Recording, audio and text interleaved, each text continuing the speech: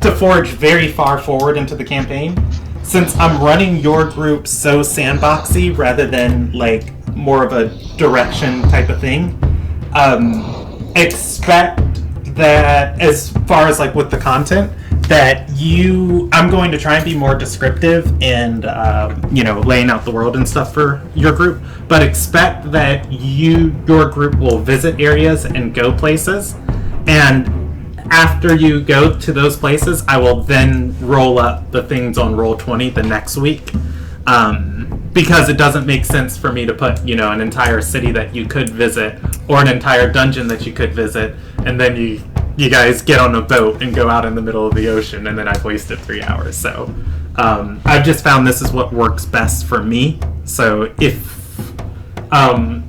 it gets annoying, we'll play like a couple sessions like this. Please bring it up to me, and then we can brainstorm solutions moving forward from there.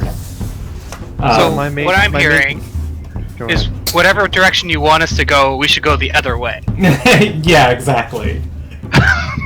What I'm hearing is that it might shorten the sessions if we have to stop and let you create what we're going to have when we get somewhere.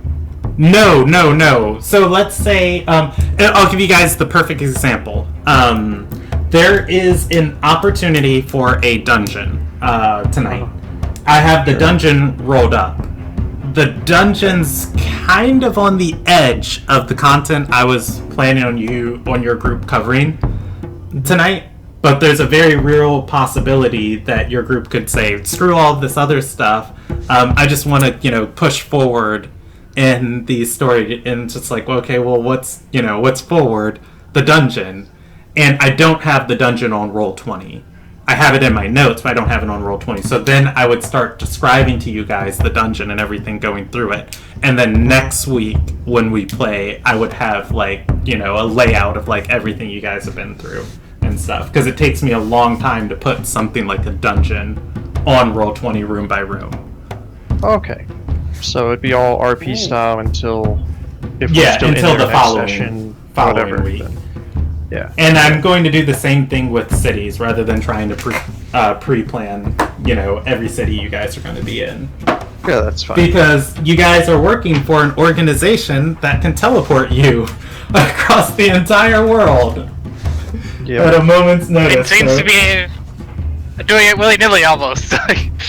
Yeah, so it's just not viable for me to like try and roll up. Well, it is viable because ideally I want to have all of the main places that your group is going to go on Roll20, but just at the start of the campaign, like, I'm making content about 2 sessions out.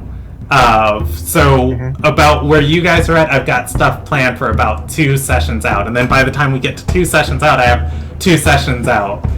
I would like to, for 20 sessions, go and put everything I think you're gonna do on Roll20, but that would take me like 2 months to do.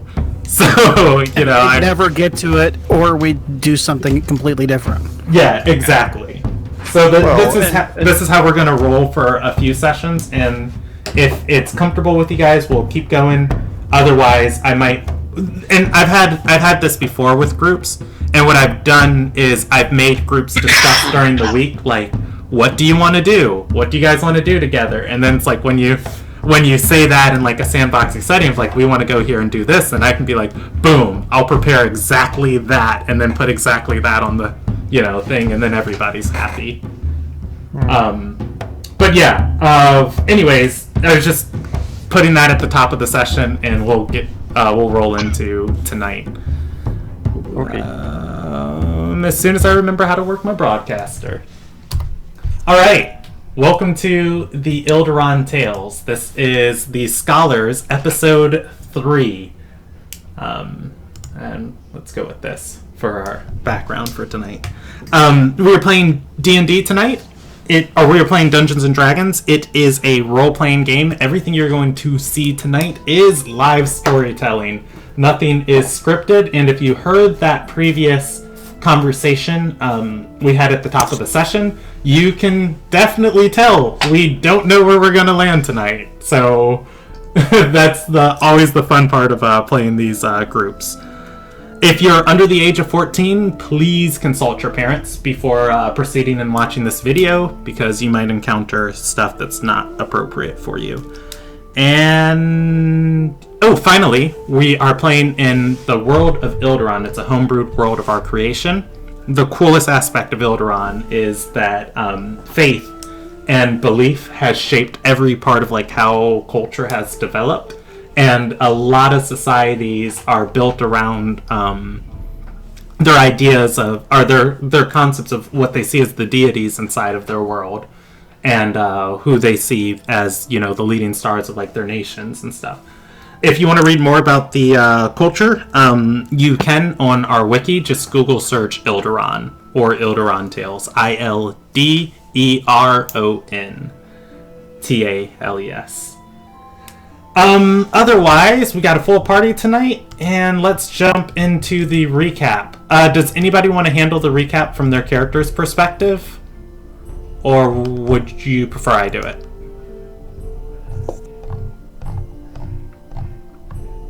You're up.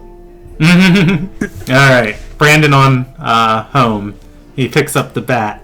He looks the pitcher in the eye and winks. I'm kidding. Okay, I asked Rob to put quotes inside of the recaps that sum up the entirety of, or that get a good tone and picture and summary of the last session.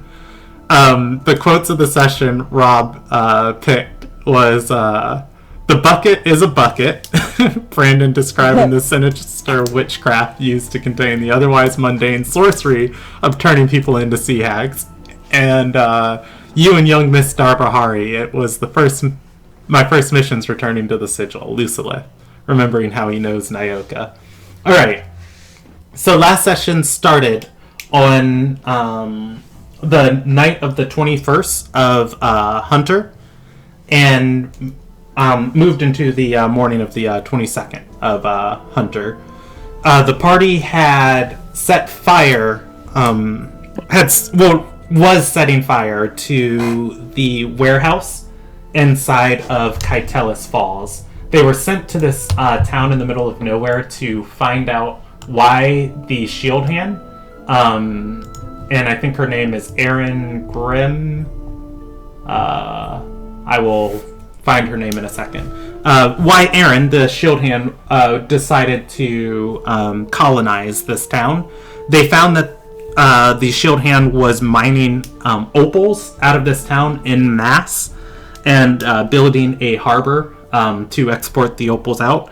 They set the warehouse that would contain the wood for the docks and harbor on fire, and it contained several shipments of opal. From there, they began to flee the scene and head out of the town to meet with their contact. As they were fleeing, the fires from the warehouse alerted the Heimsdale military that was stationed inside of the town, as patrols went out trying to find the culprits. The party got into a tangle with a few knights and made it out of the town fleeing after a small scuffle. Once in the woods... Like killing the horse. Yeah, killing the horse and kidnapping the portmaster. Once they're in the woods, the portmaster warned them that the woods were cursed and that they would do and give anything to be left from being taken further north into the woods. But the party's contacts lived north inside of the bog that was just north of this town. So they headed into the woods. The portmaster informed them that a week ago, or rather 2 weeks ago, an elven woman came into the town and asked some questions about some runes that were inside of the woods, and headed off to find them. Then, after rumors started circulating about the curses in the woods, scholars from Galena Mave, from the Galena Mave, that's the museum where your organization is located, which you guys were able to determine they were agents from your faction, members of the Silver Sigil showed up to investigate the runes, or the rumors, and they also went missing. Nevertheless, the party persisted and went deeper into the forest, looking for the bog that their contact had told them about. They came across several strange magical constructs that were watching them as they ventured through the forest, and one tried to kidnap them. They gave that area a wide berth and stumbled upon a ritual that was happening in the distance inside of the bog. Kayeth sent his familiar to investigate it and saw a very strange elven woman channeling, actually I think I have the bog, the Matoa Woods. Saw a very strange woman channeling something into the waters of the bog, corrupting them. Then one of the magical constructs, which appeared to be a gargoyle, grabbed the familiar and plunged it beneath the waters. The waters quickly killed the familiar before Kayeth was returned to his own senses. After informing the party of what he saw, the party decided to head in the opposite direction to continue trying to look for their contact.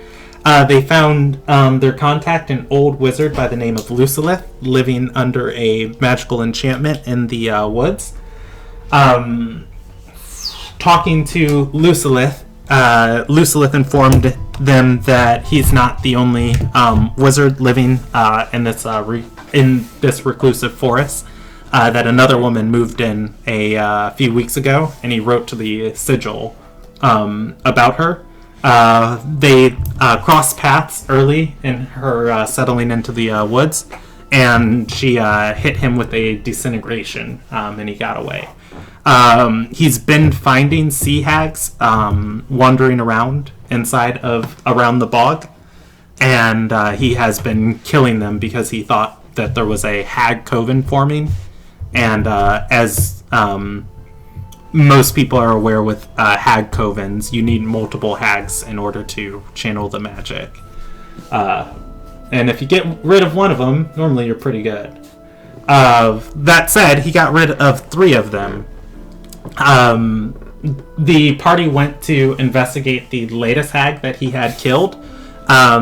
It seemed that the hag had caught Lucilith by surprise, and he had shot it through the shoulder. And as it was dying, he tied it up in his back butcher shed to try and get information out of it.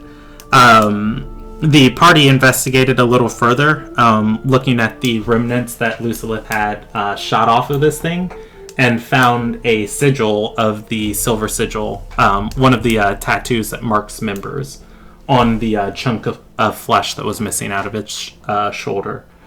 From there, the party became very concerned, prompted Lucilith to write a report of everything that he had seen and done, and then asked him to form the teleportation circle, taking them back to Coven. So, we are going to meet up inside of the Mave. Alright, so it is, you guys traveled through the 22nd, then you rested the night, so it's the 23rd of Hunter, and let me grab my paper for the night. You rested the night before. You guys took watches while the gargoyles were looking at you? Right. Alright. Okay.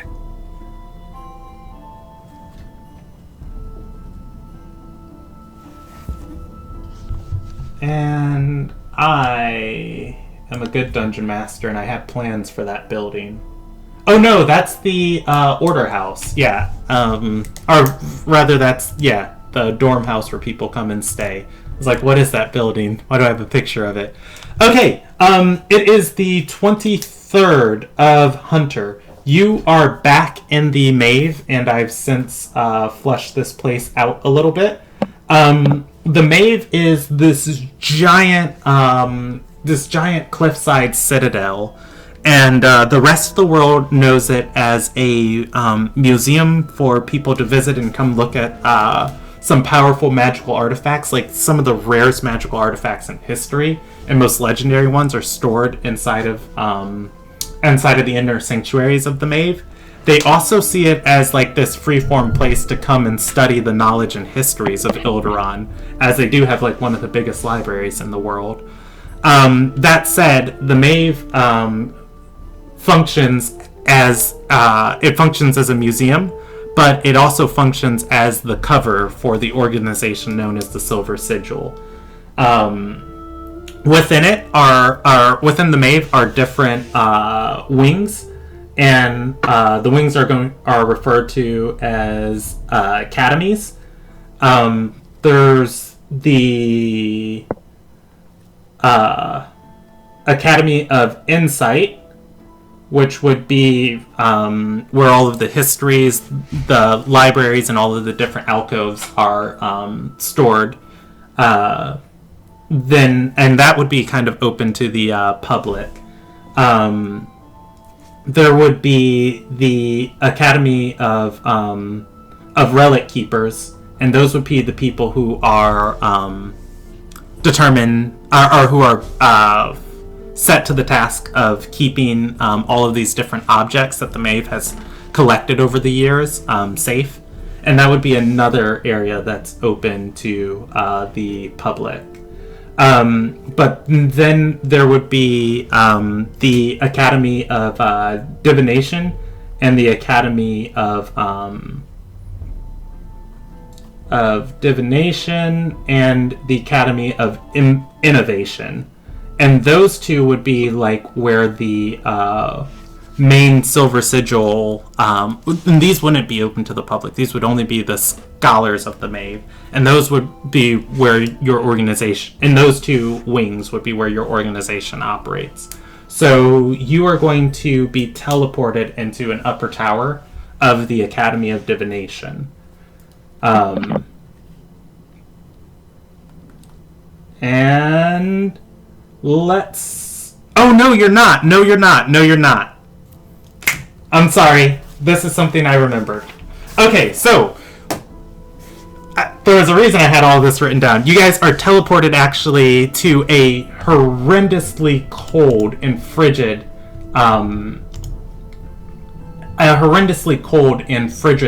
stone fortress. As you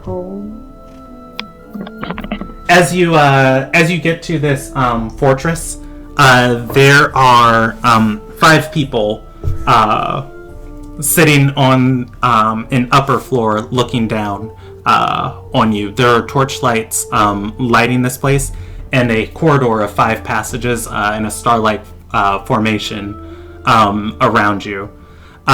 This is the home of circles. This is a waypoint to the Mave for your organization. It is somewhere in the world, but everybody who contracts through your organization teleports to this place, and then from here you guys can get back to the Mave. Simply walking through the path labeled, the Academy of Insight, or not Insight, of Divination, you're able to find an arcane gate opening the large door, and the party is back in the Divination quarters. But everybody is back. Yes, go ahead. Kaif was just pretending he knew what he was doing that whole time. It was his first time there, but he just acted like, yep, done this before. Yeah, the store... Yeah, okay. So Lucilith was part of the sigil. He didn't actually teleport him straight there. He actually went and played by the rules. Yes. Which doesn't sound like Lucilith. But, okay.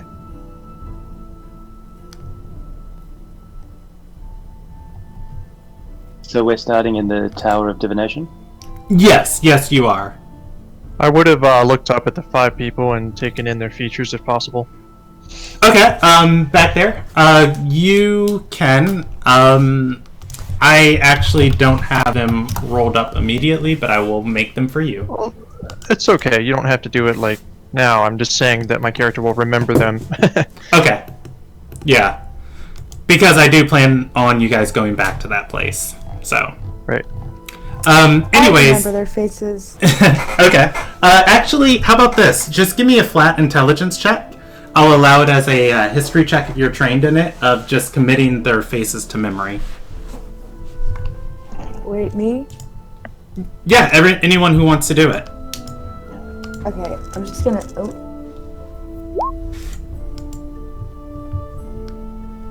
Okay. Yeah, Azure is able to remember those 5. I immediately figured about that. Yeah, it's a little dark for you. And you can write on your sheet, if you want, Steve, that Azure remembers the 5 portal attendants. Okay, so in the Tower of Divination,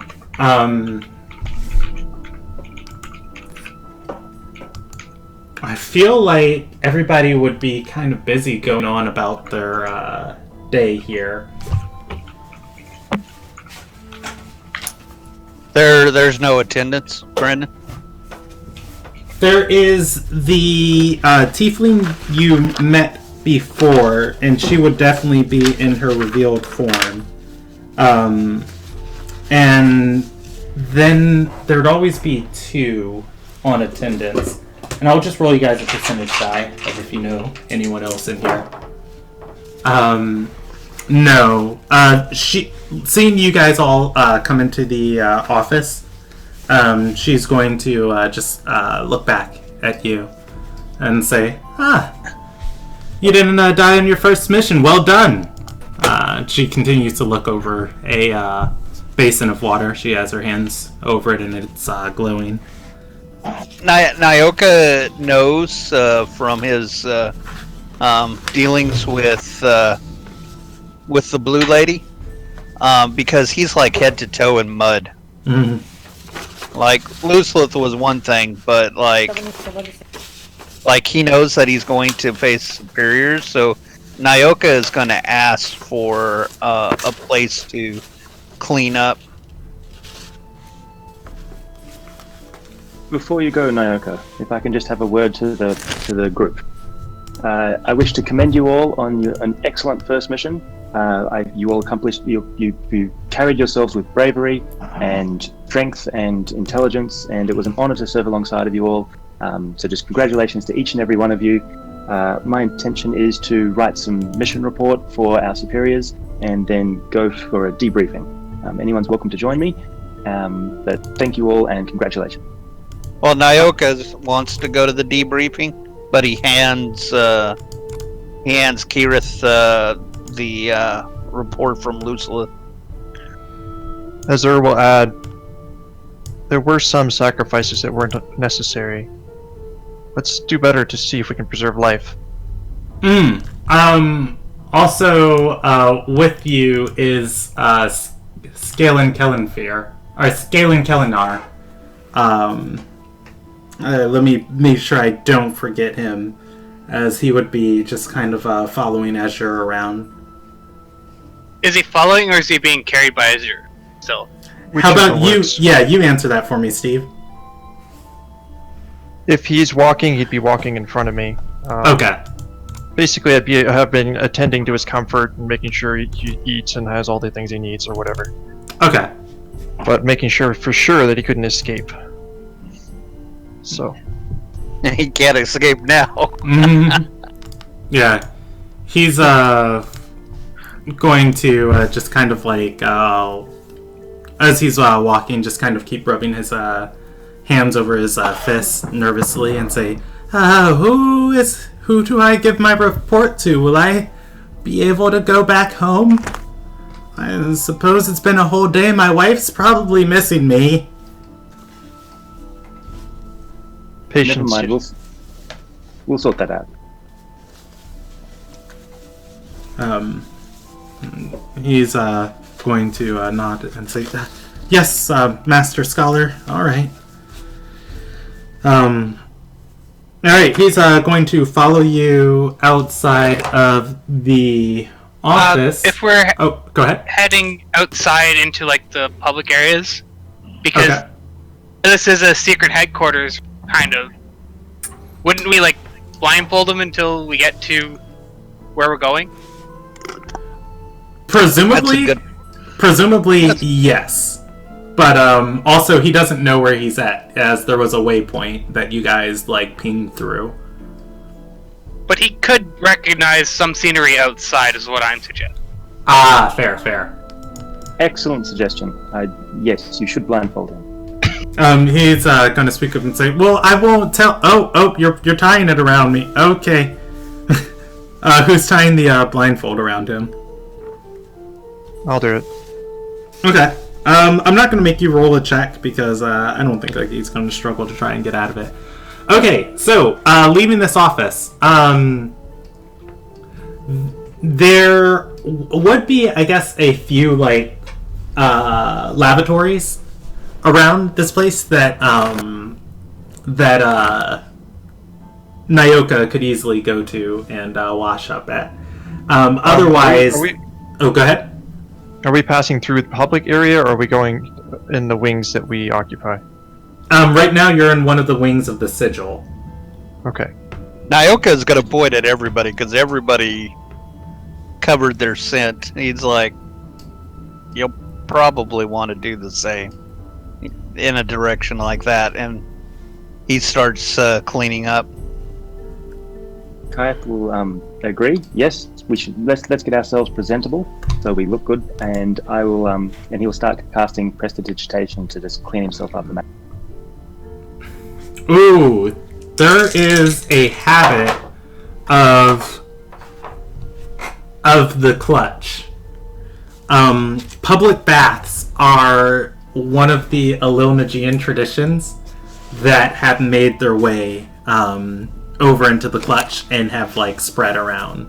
So I would say Coven would probably have like a large public bathing area, and it would be probably overlooking like the northern cliff, like, you know, water running from the river diverted with stone through aqueducts and just like pouring into this area where there might be 24 or so people like bathing and like, you know, the open light here. And of course the water and everything would be kept warm via spell stones and purified, you know.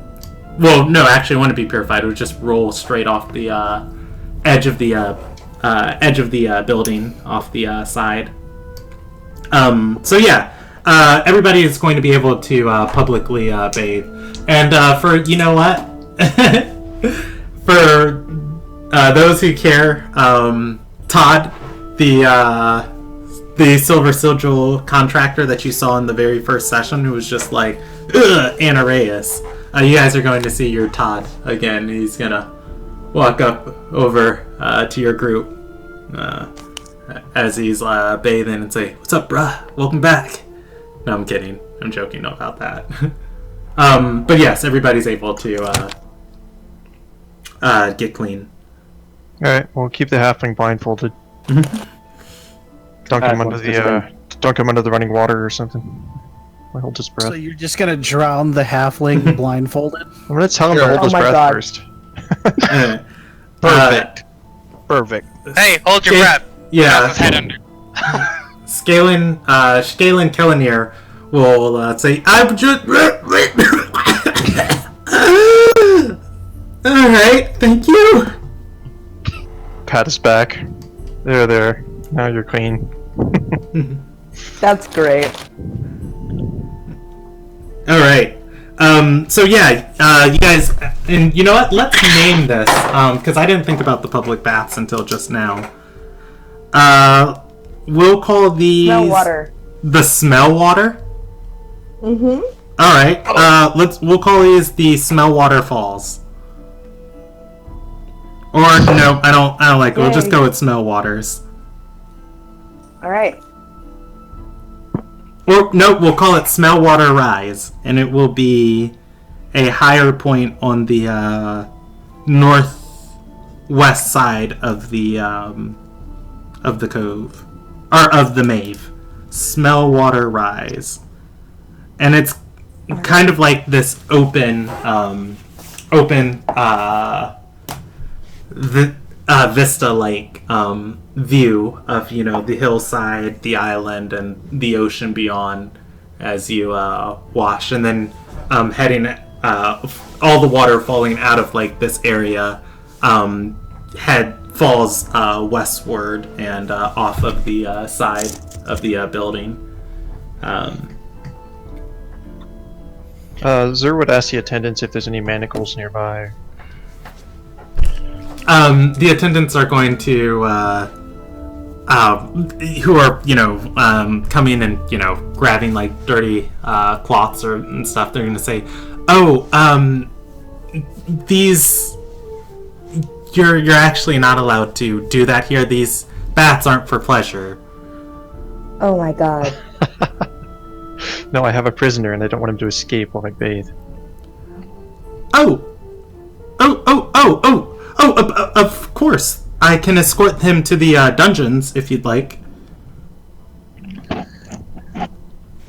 I know, he looks like the type, doesn't he? Mm-hmm. As long as it's on the way.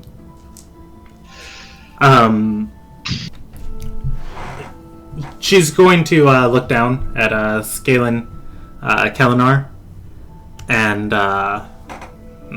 then she'll nod and walk inside.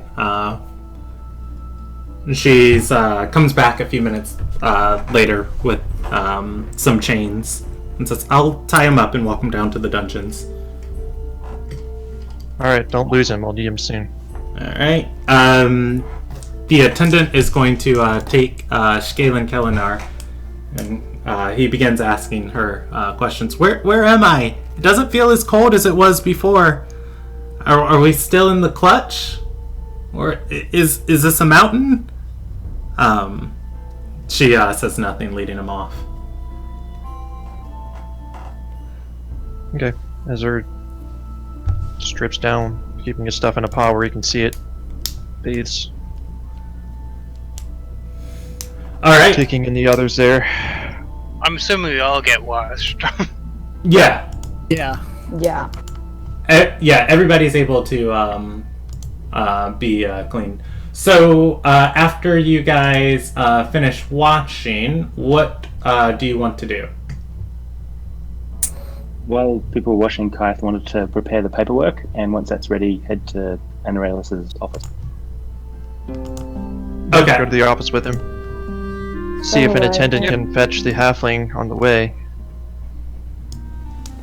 Okay. Alright. You were going to say something, Annie, for Lex? I'm just gonna follow behind the two. Okay. After a few moments, everybody's clean, heads to find Anaralis. Anaralis is going to be in his office, and there's going to be 3 other people in there with him. They are being lectured by opening the door. There's a older man who looks back over his shoulder, and it says, you guys hear the voices as you approach, and the door is open, and he's going to say, you're in charge of the assignments dealing with the coast side of the Crown's territory. I'd like to take a personal interest, and then the party is going to walk in. Andis looks over his shoulder and says, Anaralis is going to bow graciously to Ondus and say, Lord Judicator, if I may present to you the first of my agents, Kayeth.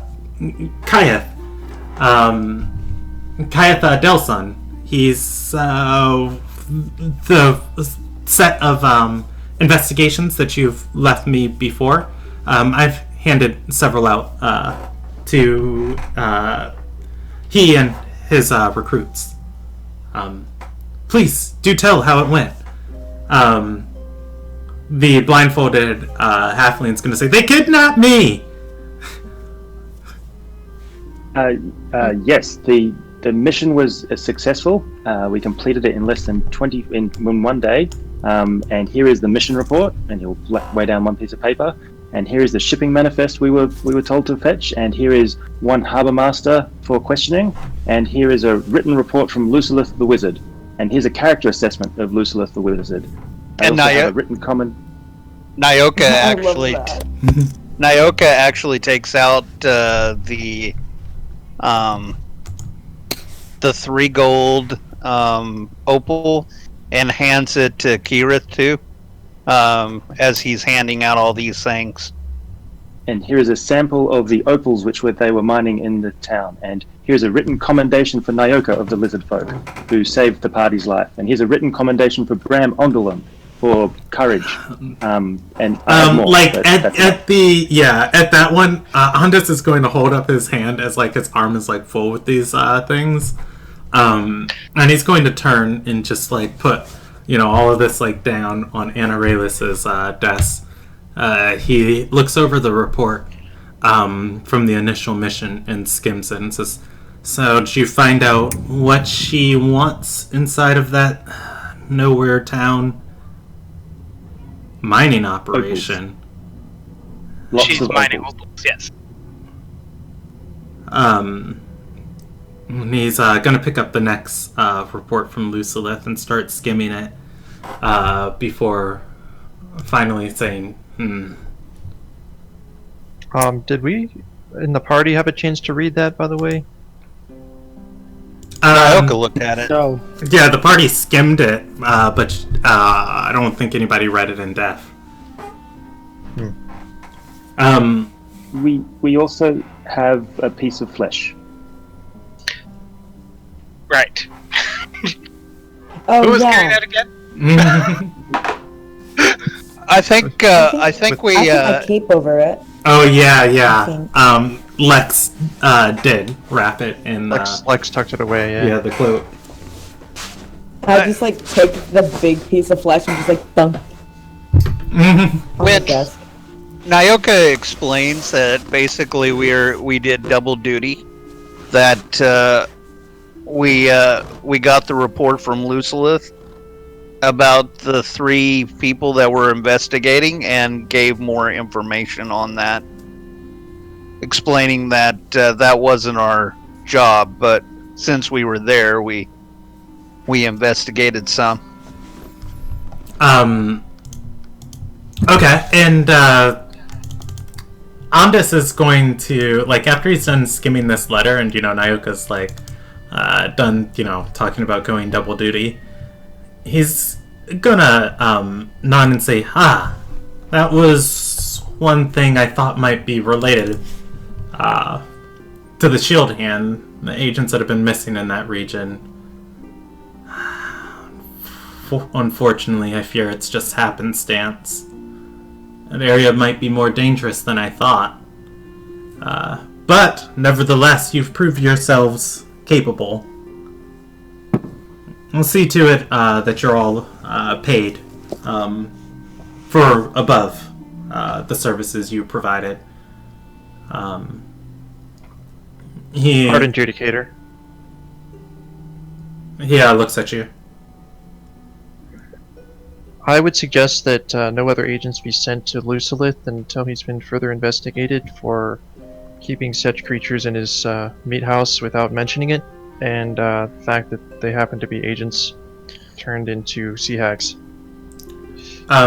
He's going to nod, looking towards Anaralis, and say, "Yes, I was just going to say this is a little bit above.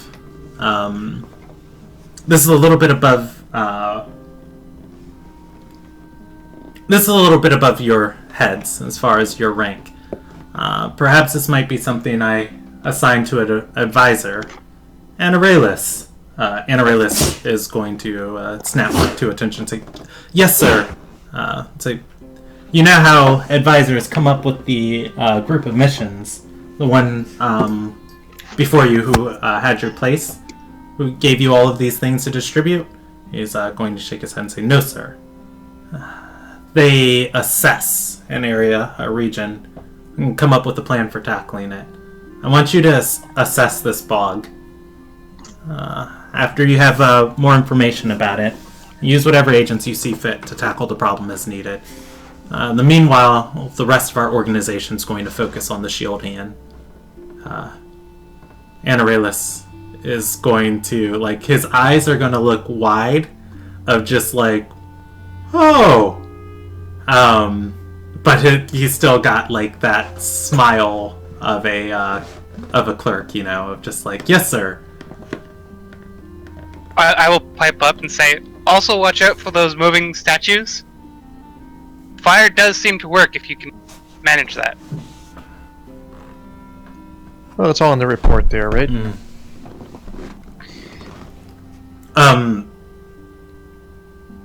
Andus is going to look at your group and say, "I've been thinking of a way to handle this shield hand. We need agents inside her city. This always seems to happen when these events start building towards their crescendo. Those who wear our sigil start disappearing. It's going to be dangerous, but should you think yourself up for it, if you can find a way to prove you're worthy of the job, if you can have a station right under, you can have a station right inside Kraylor's fist." We'll do it. But what would be the intention of this visit? He's going to pick up the opal and say, "Well, I fear Lucilith is right. She's using this stone as some type of magical conduit. But the value and the potential of magic it can channel when it's broken down so small and refined like this," he shakes his head. It's significantly less than what a large piece would be needed for some greater or grand ritual. And he's gonna roll a history check. And he's gonna say, if she needs this much, she's making something smaller with it. Perhaps something for an army to equip her soldiers with. Nyoka's gonna interject Go ahead. in a very, I don't care, he's the boss's boss type of situation. And he's gonna be like, could it be that it is just the shavies of the statue, of the main statue, where they are refining this stuff as a byproduct of their main goal of the large opal casting implement? He's going to nod and say, "Yes, I could see it as that, but we really won't know for sure until we know where to divine and what to divine on and gather the information. I think if we were to pose have an opal shipment that our diviners are intimately familiar with, and you could get it inside the city, and they could simply divine on the rocks themselves once they're being processed. That said, I'll have a more thought-out plan should you prove yourselves up for the task. Until then, He's going to nod to Anarelus and say, "Give me a report, or give me a plan for handling that bog." Anarelus is going to salute and say, "Yes, sir." So before he leaves, I'd like to do define sense on everyone, so I can sense on everyone in the room. Okay. You are going to sense everybody is as they seem to be. I don't think anyone here is like a fiend or a celestial. Oh, well, actually, let me double check. Yes, you sense everybody as they appear. Okay, but then strong evil would register as like a nauseous odor. Good would ring like music, things like that. Oddly, you don't hear any sound from Ondus. Maybe the tired shuffle of a groan as he just goes moving past you. And he doesn't smell like anything either? He does not. And then our lizard man? Oh, Nyoka? Yes. So I'm not going to have Divine Sense go that in depth on every person. You're going to know right off the top of it of any fiends, undead, or celestial around you, and maybe the intensity of somebody who's just radiating pure evil or pure goodness. But otherwise, just sensing on regular people, you're not going to sense much.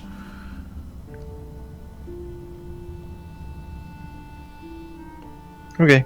So like, it extends 60 feet, so I would cover any rooms nearby, I guess, or whatever. But Yes, it extends 60 feet with anything that doesn't have like total cover from you.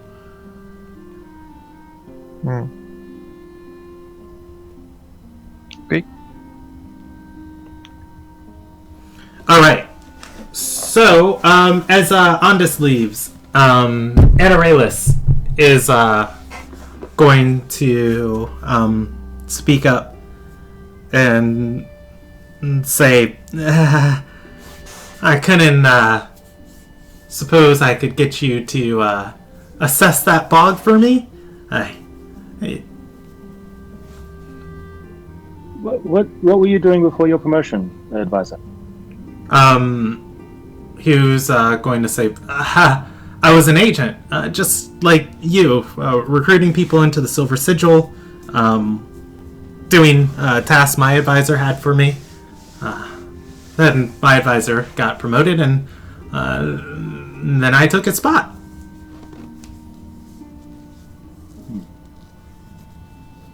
But I believe, didn't the adjudicator just ask us to go directly to Quavo's Fist in a very important mission? He said, if you prove yourselves worthy, I could give you that stamp of approval. Nyoka's gonna insight check Anarelus? Anarelus when he talks about how he got his promotion. Well, everything looks good for Nyoka. Yeah. You took the words right out of my mouth. I trust this guy about as far as the halfling can throw him. Can the rest of us make some insight checks? If you have reason to disbelieve Anarelus, I mean, I'll allow it. But, so far he's been pretty honest with you guys.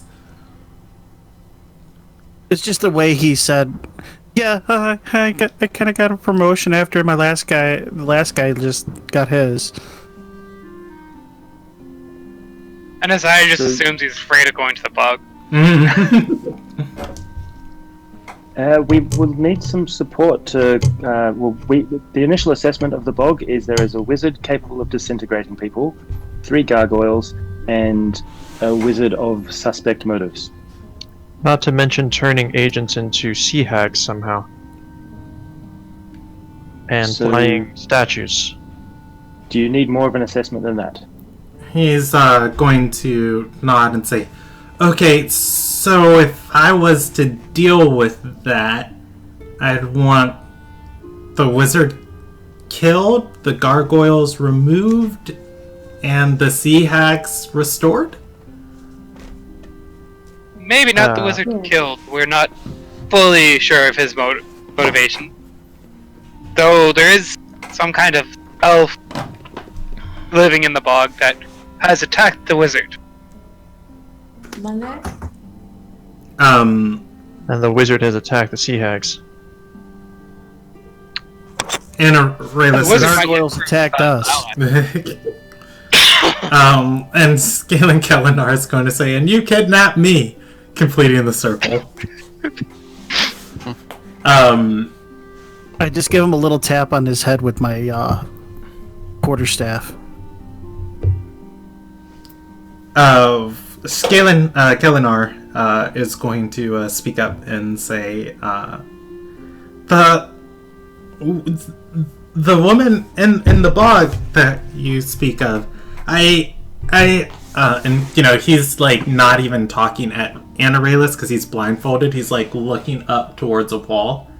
And he's Can I just like Can I like grab his shoulders and like gently guide him to kind of like sort of look in the direction of the guy?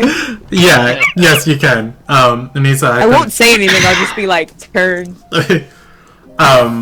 He'll jump a little bit at your touch, but then, you know, like, speak in the right direction and say, the woman in the bog, she came through Kaitelis Falls.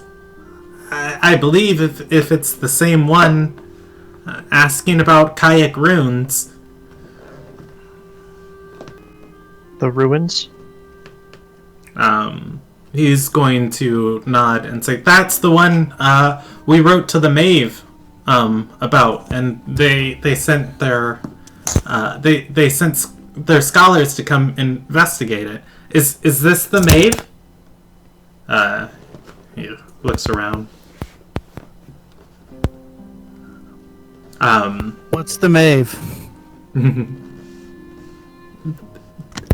The museum, that magical museum. I only hear stories about it. I've never actually been. The Anaralis is going to walk around the table, lay a hand on his shoulder, and say, "Yes, my friend, you're in the Mave." And he's going to say, "Oh, I want to see the Kargad's torch before I leave. Can I do that?" Anaralis is going to look at Kayeth and shake his head. Well, I suppose as long as he doesn't know where it is, it wouldn't be a problem, would it?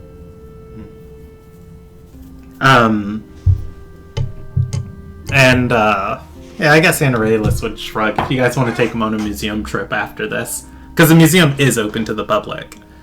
Yeah. Nyoka is like shrugs and then does a slash across his throat motion. And figures. Azur glares over at the lizard. Shakes his head.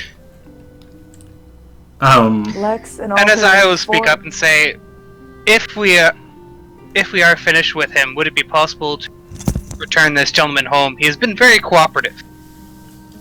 Or if not, bring his family here.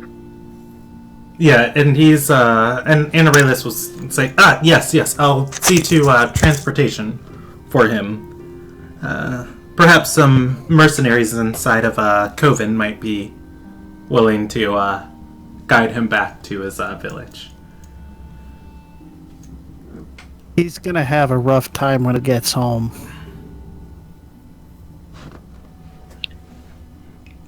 Be sure they're reliable. I haven't kept him alive this long for him to be killed by bandits. I'm not worried about the bandits. I'm worried about the people. What was the shield hand's name? The shield hand? She's probably going to be pissed off that Ledger's missing and that he was missing. And his place burned to the ground. Yeah, Nyoka's gonna say he probably is better if he just lives here for now. And then That's kind of my thought. But maybe we can bring his family here eventually. Nyoka pokes and says, "You can get a new wife and kids." Lex and all her 5'2" glory just kind of like whacks Nayoka on the head and is like, "Stop being rude." Nyoka just shrugs and says, She's like way "Better-" too small. I think she probably like pats his shoulder more than hits his head. Yeah. At that, yeah, Kellen Nars gonna. It's like that's a joke, right? Right? Anna I think Raylis so. is gonna speak up and say, yeah, we can arrange for lodging. Perhaps you can be more forthcoming with some of the things that the Shield Hand has been having going with the port. He's going to nod and say, very well then, we'll get you a room inside the boarding house. Nyoka just smiles and says, "Looks like you got a promotion." Mm-hmm. And as I will ask if there's any further questions for him right now.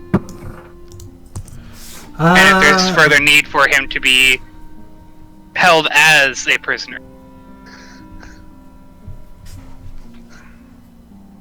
I feel like we are done with him. Advisor? Yeah, Anna Raylis is going to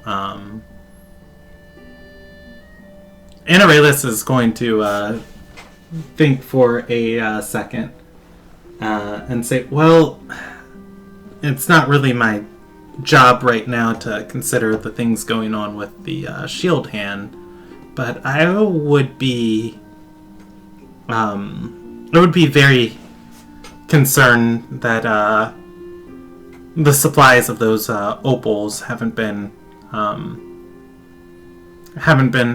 properly disrupted. Maybe a few shipments have been taken, but anything you can tell us about the mining operation? He looks through the reports and says, doesn't say what's going on inside that cliffside. Scalen Kellinar is going to say, I didn't deal much with the mining operation. She contracted. There was a negotiation, and she contracted with a band of Heimsdale mercenaries. They're former soldiers that sit inside of the north side of the town to protect it. But as far as I know, their leader is the one that's handling the mining operation, and then I just sent the shipments towards Kraylor's Fist. I believe they've been buying slaves from passing traders in order to operate the mines. I don't know how. Bots. I say I don't know how deep they go or how far they go, but the mercenaries on the north side of town, those would be the ones to talk to about that. How many mercenaries are? And who is their leader? Does he know the leader? He does. Roll a excellent history check.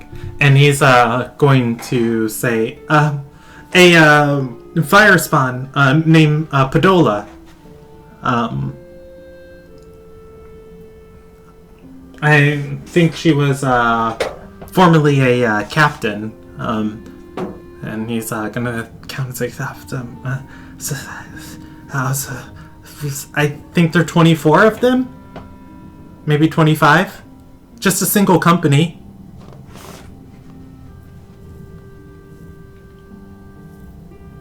Most helpful. He's going to, his mouth is going to, open in excitement of just do I get the blindfold off now? And Isaiah looks at the advisor to see, in kind of a questioning manner, like it's his decision whether or not blindfold comes off. And Aurelius will, wave his hand for you too. I remove the blindfold.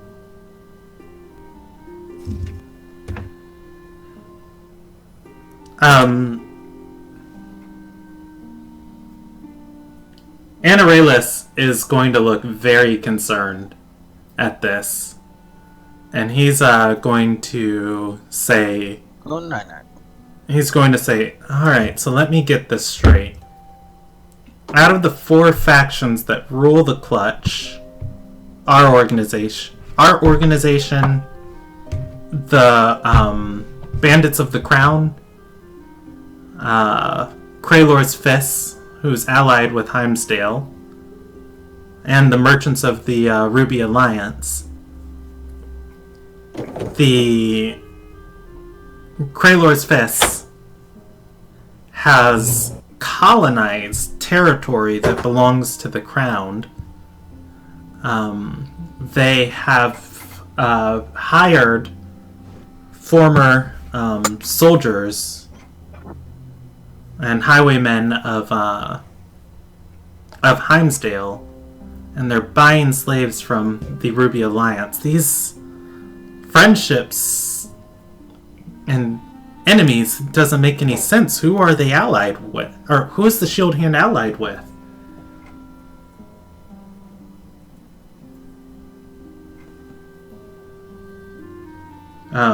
He's gonna... Well, there were definitely 2 Ruby Alliance merchants selling their slaves even just as we passed through. They had just sold what they had, and they were going to go get more. There was another who was selling wood. She was rude. I didn't like her.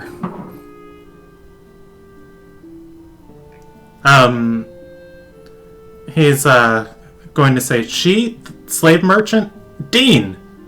Dean Dolan? Yes, she was in town. I did speak to her.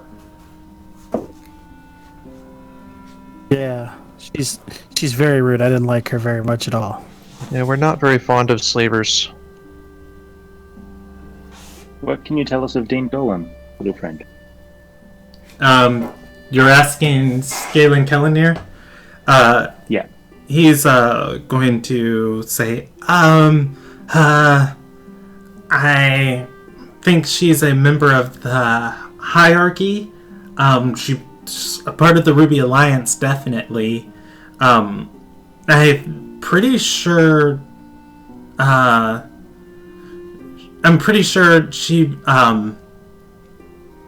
was attacked. Her caravan was attacked by members of the by bandits of the Crown as she was coming into town. I do remember her saying, or my wife gossiping something about that. I know that Padola ordered far more slaves from her than she could even hope to fill.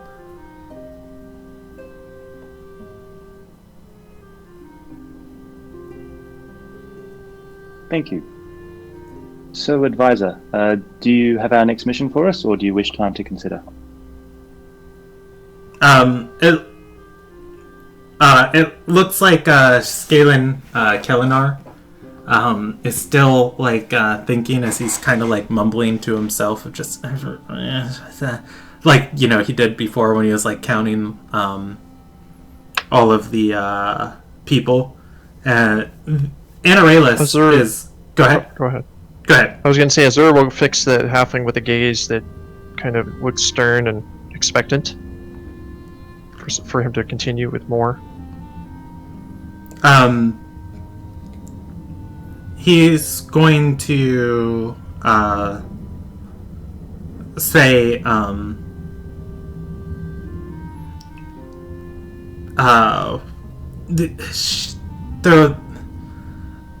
there was a meeting inside of Kraylor's Fist, the city.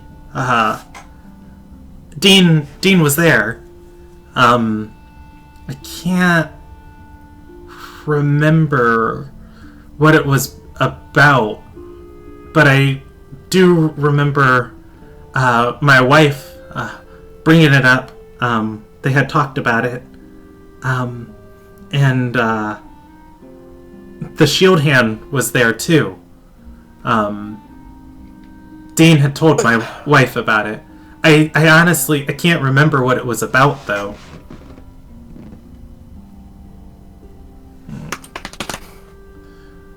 I'll try insight on that, see if he's concealing anything. Insight? Okay. I will let you roll. Insight's wisdom. Oh, check. wisdom? Well, I clicked on insight. No, I'm asking. I'm pretty sure it's. Yes, wisdom -1 is mine. Because I'll I have let a you -1 in keep wisdom. that same roll. And, well, I'll let you keep that same roll, and you can choose to roll this insight check as an intelligence check, putting together the information he's told you. If you want, you could switch that from your wisdom to your intelligence. Otherwise, I'll tell you what you get on an 18. Okay. Yeah, the intelligence sounds good. I get a 19 then. Okay. Not going to be too crazy different. Yeah, you guys, you don't specifically remember, Dean bringing up anything about religion, when, she was with you, as she didn't seem terribly religious. That said, it's kind of odd that, in passing, that Scalan Kelinar's wife would learn this fact about her, that she's a part of the hierarchy. Mm-hmm.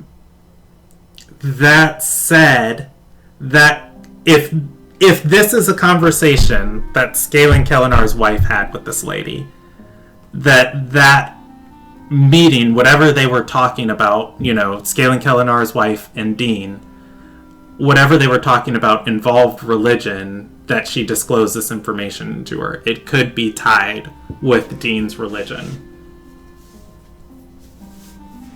So, does your wife, he's trying to put all of this together. He doesn't get it, but you get that insight. Does your wife share religion with Dean? He's going to say, "Oh, no. We believe in the wills.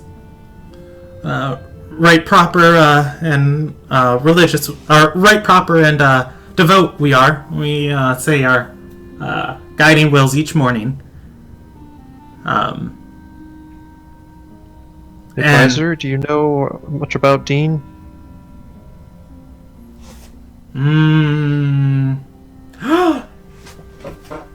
He's got legend lore, which I think has a 10-minute casting time. He's going to think and say, "No, but I can get some information about her." Please do. Especially if she has some certain faith. It may be a key to all of this.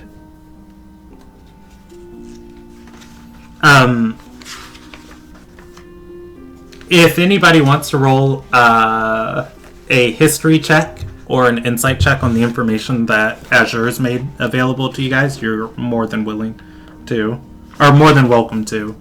I am going to see what legend lore has a casting time of.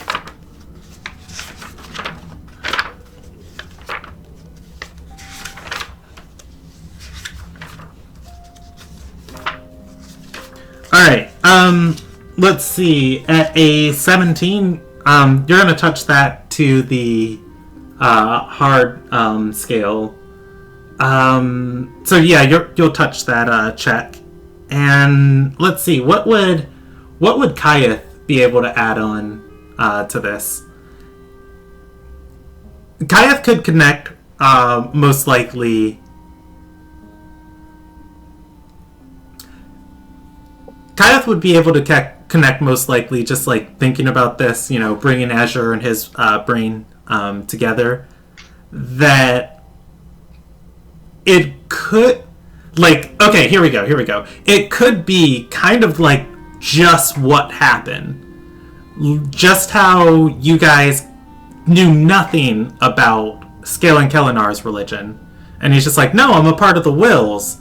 It could have been something like that brought up. Like, maybe Scale Kellinar's, like, wife was, like, trying to convert her, or maybe somebody else was trying to convert somebody, and she just was like, and no, I'm good with the hierarchy, or something like that.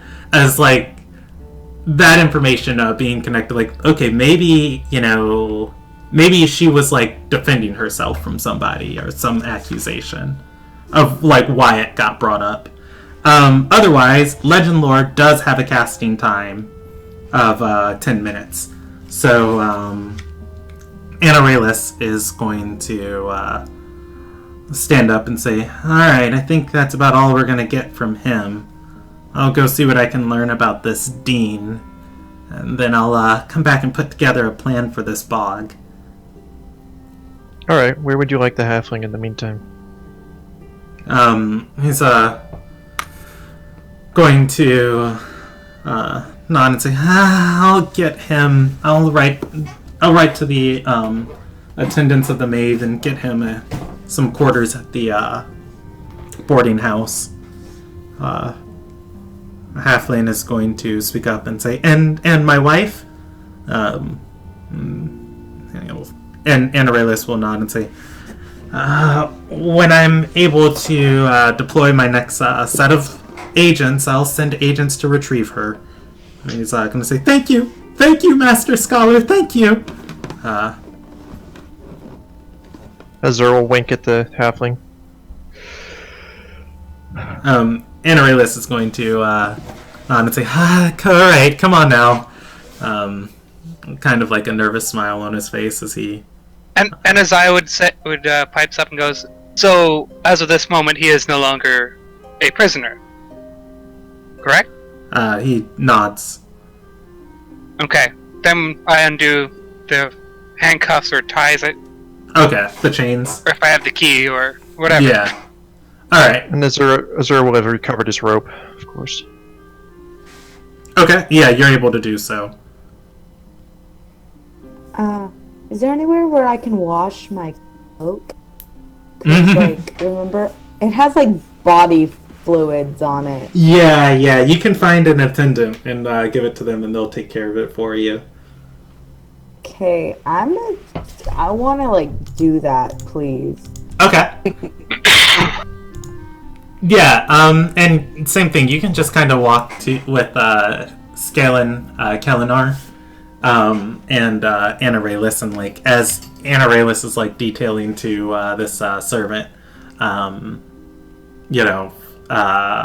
you can also walk up to them and just be like, oh, and by the way, wash this here. It's just like soaked with like blood. Not the first time, but at least it's easier to clean now. Right. And the servant's going to nod and say, it will be down in the linen quarters, or rather, the quartermaster near where the linen's stored. Whenever you want to retrieve it. Okay, thank you very much. The Judicator mentioned something about pay? You're asking Anarelus or your group? Anarelus. He's going to look back and say, yes. You can see the quartermaster for any payments that you would need. And the notations about the extra effort we put in? Ideally would be sent with, or would be delivered with the sending. By whom? He's going to gesture down the hallway and say, by the Judicator, of course. So it may already be done. We'll find out. See you later, in a short while. Alright, you guys are able to depart from Anarelus. You are in the halls of the Academy of Divination. Yes. Also, and as I would offer to buy a meal and a drink for the harbor master as reprimands for kidnapping him, knocking him out, burning down his place of business, killing his guards. Alright. That stuff. At least his wife's alive, man. Like. Hey, I never said his wife was alive. So we didn't kill her. Oh, so fair. like, At least we didn't kill her. She was waiting to surprise him inside the harbor house. Okay. And just got trapped in there. So the house that we walked into, just all random willy-nilly, was that his house? The warehouse? No. The warehouse was his place of work. No. The house with the lady and then the kitchen. two slavers with the kitchen. It could have been. Yeah, you're not certain. Well, you want to ask what his wife looks like? No, because I don't remember what the description was, but I just do I, but like there. Yeah, presumably she's had some time to gossip with the slaver. It's very likely. Probably a 60 or 70% chance it was the same house. Yeah, that's what problem's going on. That it was about 100% chance that was that house because he just assumes. Yeah, and just like him thinking like, all right, I know exactly where to go. I'll go retrieve the wife. Steps in, murders Dean. All right, thanks. Hey, I didn't say I was going to do that. I'm kidding. Didn't say I wasn't going to either, but That said, you guys It's did not get a confirmed yet. lot of information, so I am going to recap that for you real quick. There was an elven woman looking for runes inside of the forest. You guys found somebody over some runes. Not a good thing. Additionally, Kellinar said that Dean was inside of Kraylor's fist. That is the city. In a meeting, yeah. Yeah, and apparently was in some sort of meeting with the shield hand. For some reason, whatever conversation that involved with his wife, religion was also mentioned. And then there was one final bit of information. Oh yeah, the Hinesdale military that is inside of the city are contracted mercenaries. They are former Hinesdale soldiers. It also seems that at least portions of the Red Ruby group are working with the Hand. Yes. That was not new information to you. I was just trying to go over everything that was kind of like a little confusing. That said, you guys are free to go and do whatever you want. Anyone up for a game? sure. I say we go collect our payment. I offered a meal and a drink to our friend here. And we'll see where we go from. Alright. As- We could go down to the quartermaster. Okay. Let's see. I'm gonna put the quartermaster inside the Academy of Innovation.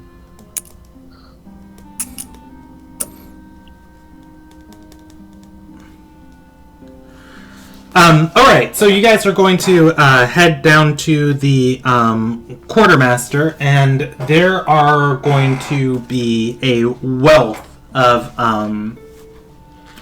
well, you're going to step down into a vault, and there's going to be a wealth of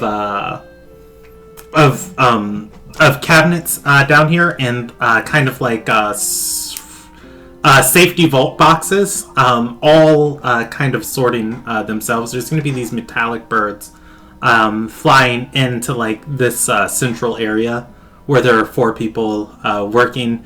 These metallic birds will like fly down into the through these chambers into this central almost island stand of counters and tables, and people are going to be unraveling these birds with little messages that are tied to them, reading them, moving to these safety vault boxes on the wall, taking them out, or taking things out, putting things inside, casting spells, sending these birds into other areas, into the different chambers down here. And all in all, you can see this one large chamber of these security deposit vault boxes, but there are 4 more chambers with no lights on them that these birds are flying into. That said, you guys know the person who manages the sorting of the items and things down here is the quartermaster in the center of these 4 little in the center of these 4 little I want to say island, because that's what my mind's thinking of in a kitchen, but not island, but like these central counters or tables built into the floor. And you are going to know the well, actually, anybody who is, well, everybody's a member of the Silver Sigil. You're going to know the person as Anthelane Freda.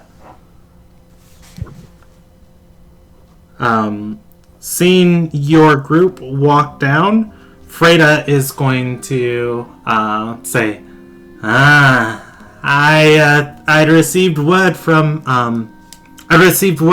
the adjudicator. You are to be paid 50 sea coins apiece. As a little Nigean currency. Doable for you? Yes. And sea coins are... No, this is out of character. Sea coins are equivalent to what? Equivalent to, yeah. Yeah, they're a gold coin, but they're minted. Oh, okay. Yeah, so there's looking at it, there would be a pressed picture of a woman's face on it, and some words in Old Tongue.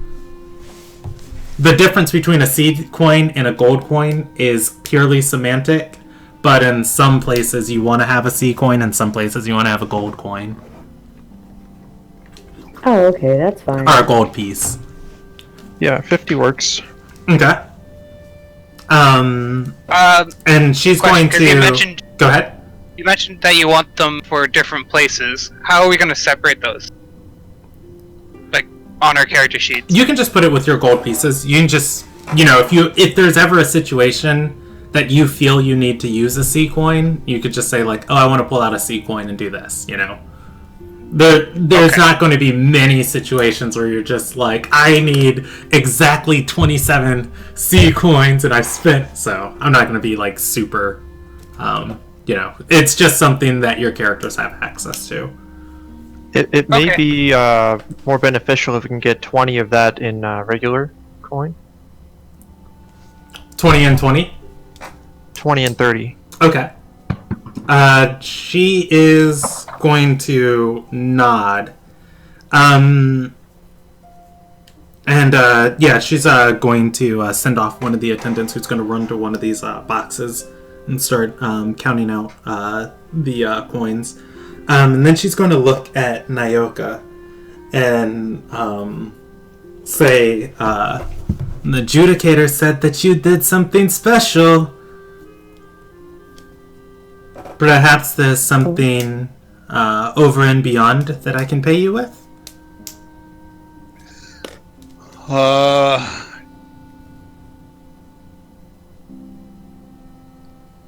Nyoka would be like, do you have any straight sticks? I love that. She's going to whip the servant next to her, like with the back of her hand, and say, get the agent, get the Lord Master, our Lord Keeper, the stick requested, and the servant's gonna say, just a straight stick. He looks towards Nyoka. Nyoka looks at it. No, it needs to be the straightest stick. What properties discern the straightest stick from a straight stick? Nyoka looks at him and sighs, and his shoulders kind of droop and say, Nyoka really doesn't know. But Nyoka will see it. When Nyoka sees it, he'll know. It just needs to look more like a staff than an actual stick, I think. The woman is going to turn and hiss something at the servant, speaking in a different language. The man's going to nod, running off.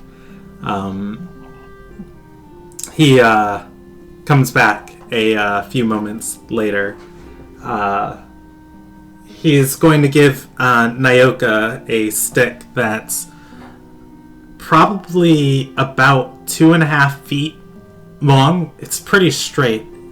And there's a face on the end of it that looks like it's screaming. Yes.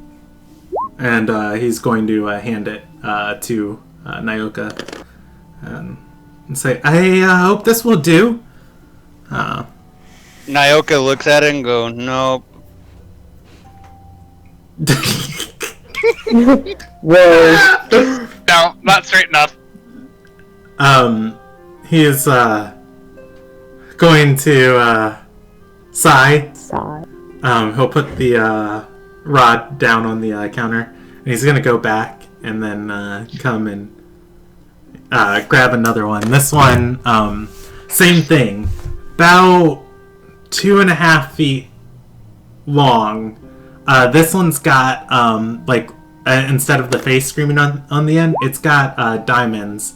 Not diamonds as far as like the gemstone, but diamonds like of the metal is like shaped into diamonds at the two ends, and the diamonds are kind of like, is if you were to think of like a ball, like a cane with like a ball at the top of it to hold it, like the diamonds are kind of fit over the tops and bottoms of this rod to like hold it.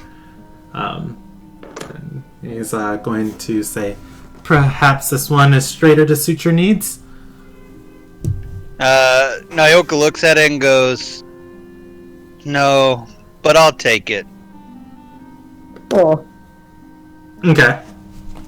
He's going to take the other one back. And he's going to when he emerges, the first rod is missing. Or rather, he doesn't have the first rod. But yeah, you can add that rod to your inventory. Is there any special properties to the rod, by the way? That Nyoka knows about? Well, Nyoka probably as knows Dungeon Master, as Dungeon Master to player, yes. That Nyoka knows about No, okay. is a good old stick, isn't it? And at that, the other servant's going to come back and give the party, the requested amount of currency, dividing it amongst everyone. Well, not dividing, giving everybody their 20 gold pieces, 30 sea coins. So, out of character, that we got that equipment point or whatever, right? It's worth like 50 gold, basically. Did I give you guys a loot point? Yes. Okay. Everybody won. Yeah, you can spend that here if you wanted to. I didn't even know about that. Okay. So yeah, I want to negotiate with the quartermaster to get my weapon silvered, or to trade my basically unused weapon in for a silvered two-handed sword. Getting the best price I can. Okay. Let's see. I think that's going to be right in your price range.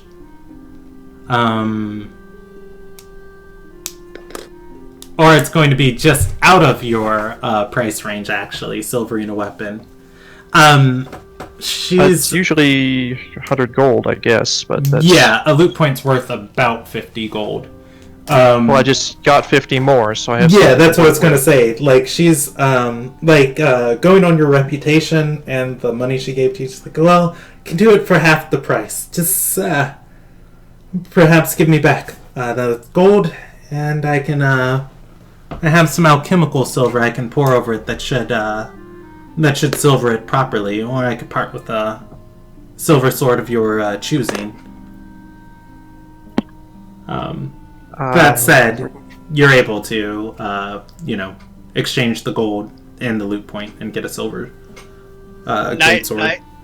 Nyoka is going to actually try to sell his 11 gold opal for 15 gold to her. She's going to appraise it and say... Of course, she's going to know what's up, but hopefully he can convince her for more money. Do I know the difference between an alchemical silvered sword and other swords that are silver there? An alchemically silvered sword, it's, mechanically, you can make an alchemical silvered sword would make your weapon function as a silver weapon. It would be it wouldn't be adding silver sheen, but it would be pouring alchemical silver on your weapon. Whatever cracks or crevices or anything, it would seep into the material and mechanically be a silvered weapon. A silver sword would be a sword forged of silver. They would function the same. And would one be more durable than the other as far as like damage it can sustain, or? Yeah, I would say they'd be the same. Just because the way Sundering weapons and armor in 5th edition works. Okay, well I'll trade in for an actual silver weapon then. Okay. A two-handed sword. Alright. She'll send one of the servants off, and they are going to come back with... they're going to come back with 3 objects, or 3 candidates for you. 3 great swords, okay. Yeah. The first one is going to... the first one's going to be a large greatsword. It's got a smith's rune on it. One that you do not recognize. And then the second one... it's got a Heimsdale military insignia hanging from the pommel, attached in leather around it. And the third one, where is this that I just pulled up? The third one seems to be of a slender make. She's going to gesture and say this to the first one. So this one was made by a master Ardorian smith. This one was a part of...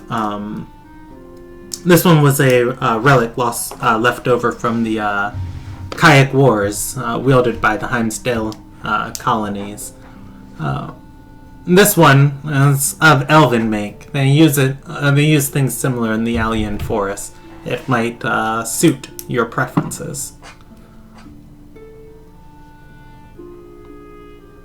And are their properties basic? Other than the craftsmanship, of course? She nods. These have yet to be infused by any of our artificers. Hey, right. Brandon. Mm-hmm. Sorry to interrupt. Did the rod I get, is it made out of metal or is it made out of wood? Because it's made out of metal. I wouldn't have wanted that one then. I would have picked the first one. They were both made out of metal. Oh, well, they were the straightest metal ever. Yeah, okay. Sticks. Never mind then. Okay. I can look after the stick if you like. No, Nyoka doesn't care. He just He just figures he'll just put it up, and that'll be that. Okay. So what do I know about different regions as far as if they're expert craftsmen? I mean, are elves known to be good at making swords?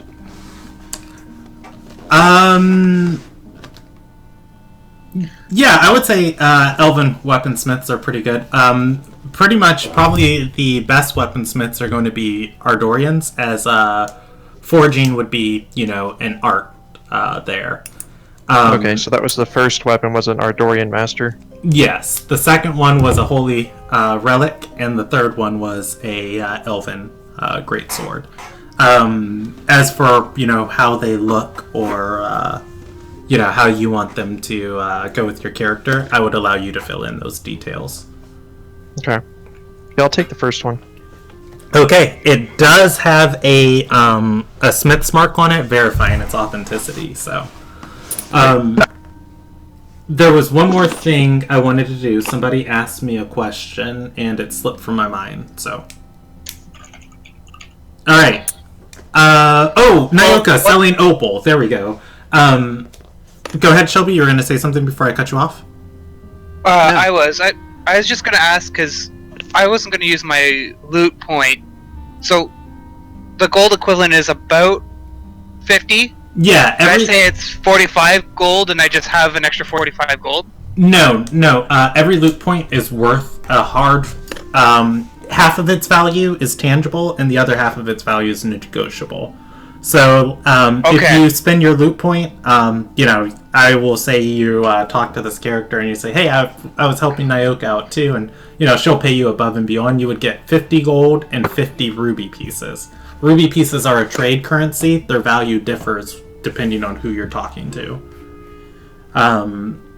There's pretty much a hard standard with gold, and rubies, like, within the Ruby Alliance, it's like this great thing, and specifically in Darkened Vale, is also like this thing that are highly coveted, but then, currency manipulation. Other people are just like, I have no use for that. Could I just save this loot point for later then? Yeah, definitely. You can hang on to your loot points as long as you want. No pressure to spend them. That's what I did. Yeah. So for the silver sword, did I actually give all that gold back, or did I manage to negotiate less? I would say 25 of it. 25, and then your loot point. Your weapon silvered. Alright. Okay. So, Nyoka, selling the opal, she's going to appraise this and say, I'd hardly say it's worth 15 gold, but I did get an order to start stockpiling opal for an upcoming task. I'll give you 10 gold for it. Nyoka's gonna be like, oh, I don't know if I could do that. 14. 13. Nyoka goes, deal. What are your eyelashes, Nyoka? She's going to nod, snapping, and the man who brought the rod is going to pick up the opal and heave it into the darkness. Another servant's going to run to these lock boxes and start pulling out coins. They come and give you 13 coins.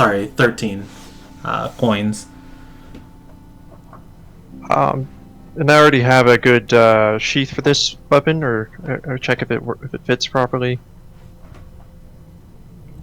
Sheath. Yes, you would. You'd be able to attach it to or actually, the Ardorian one would definitely come with a sheath. So you'd be set on that. Cool. Alright, I'll have that mounted on my back then. Okay. Alright, does anyone else want to do anything down here? Lex, as you're talking to the quartermaster, the servant is going to be bringing your cloak down here, and he can hand it off to before he can hand it off to the quartermaster, he's going to bump into you and say, Master Lex. They hold up the cloak. Thank you. Please never call me Master Legs again. Thank you.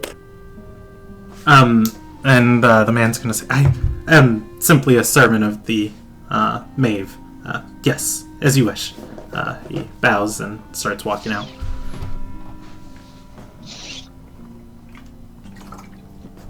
Kayeth would like to speak into the mind of the quartermaster with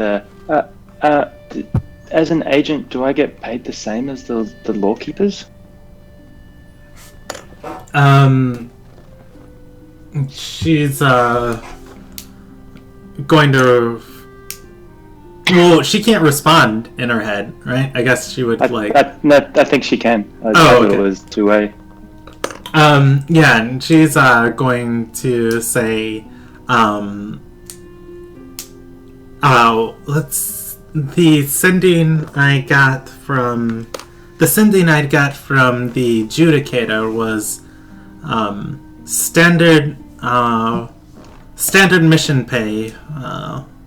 Standard mission pay for the ones who for the ones who went to Kaitelis Falls, and make sure the Eager Lizard gets something befitting of his deeds. He wouldn't pay any of you separate, except for it was requested by the Judicator. Very well. Can I submit a requisition form for 10 gold for familiar components, because I lost my familiar on the mission? So is there a expenses process or something? She's gonna say, yes, you have to fill out A.2 and make sure and on subsection 4D that you put familiar died in the line of battle. And as she's saying this to you, she's going to snap to one of the servants and say, section 4D, hazard, familiar pay, and they're gonna be it's so casual, or it just happens all the time with wizards, and she'll look at you, just shrug. It's this one I'll take care of, and they're gonna come back with the candles and the 10 gold reagents for your familiar. Kai takes them and is happy and sad at the same time. This happens all the time. Brahm asks if she has anything to help him with his night vision, because it is very poor.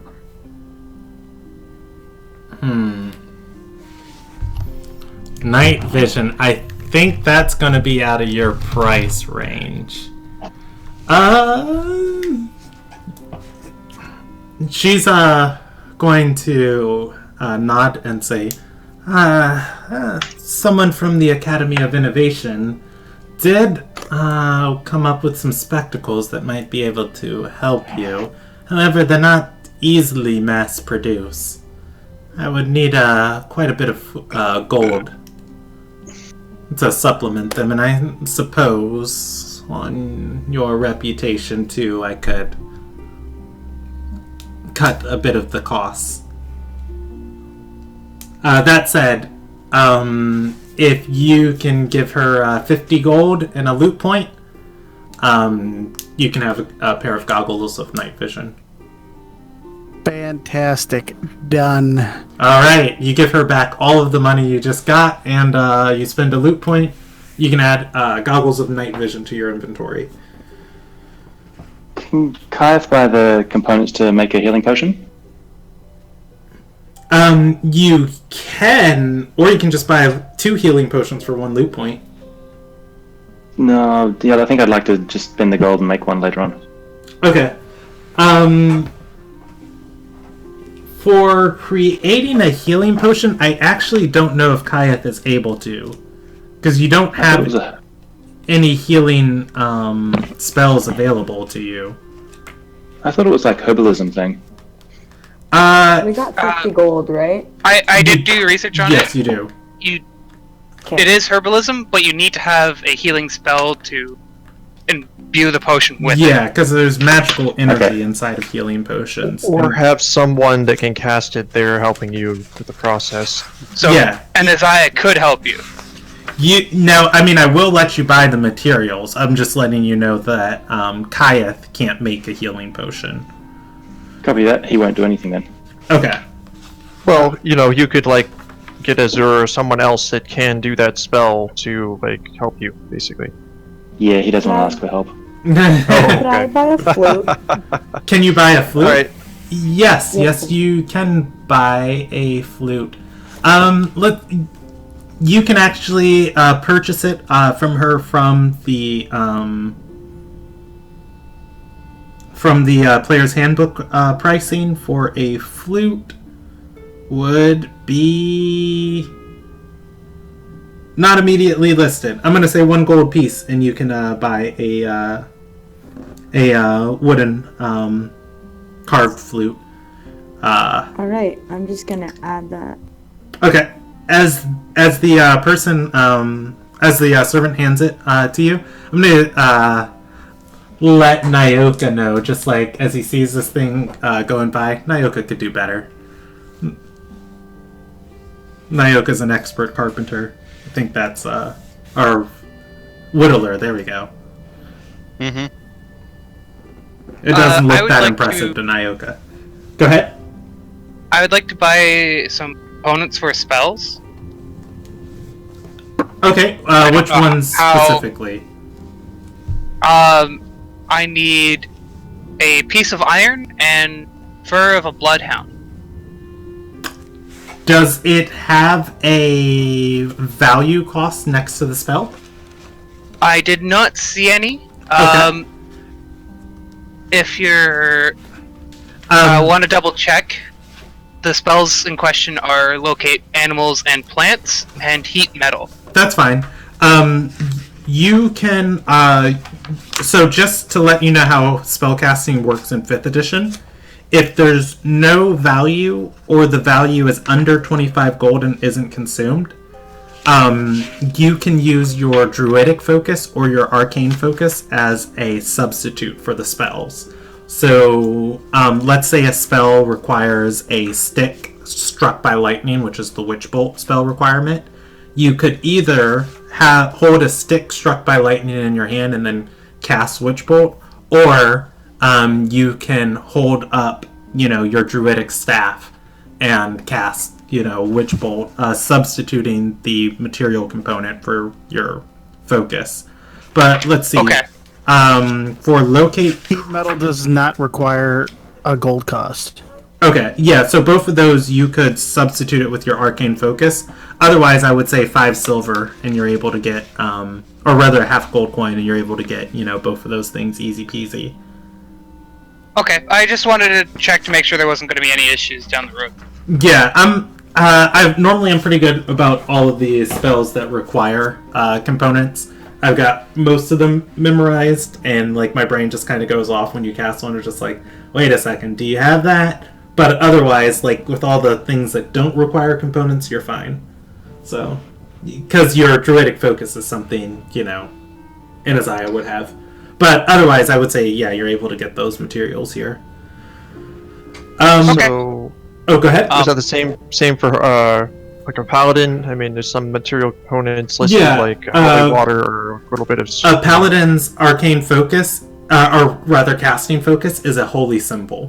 You would have to have a holy symbol, and you could. Which I do have, I believe. Yeah, you can substitute your material components for instead holding your holy symbol in your hand. Yeah. Okay. Cool.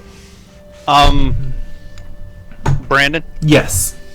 Nyoka is going to do a requisition for I assume there are people making magic items for the guild. Presumably, the whole time you guys have been down here, these tiny metallic messenger birds have been flying in and out, delivering messages. So he's going to make a requisition that he's going to pick up at some point in time when he actually gets the loot points and stuff for it. Okay. For a smell bag. Okay. and probably like a one that will hold individual smells that he can like think about and have it like where he can actually smell it. Like he goes into a big old long dissertation of what he's actually looking for. Okay. And then when you figure out how much loot points that actually is, when I get the amount of loot points, he'll probably buy it. So it's not something that. Okay, I can tell you before immediate. the end of this session tonight, easy peasy.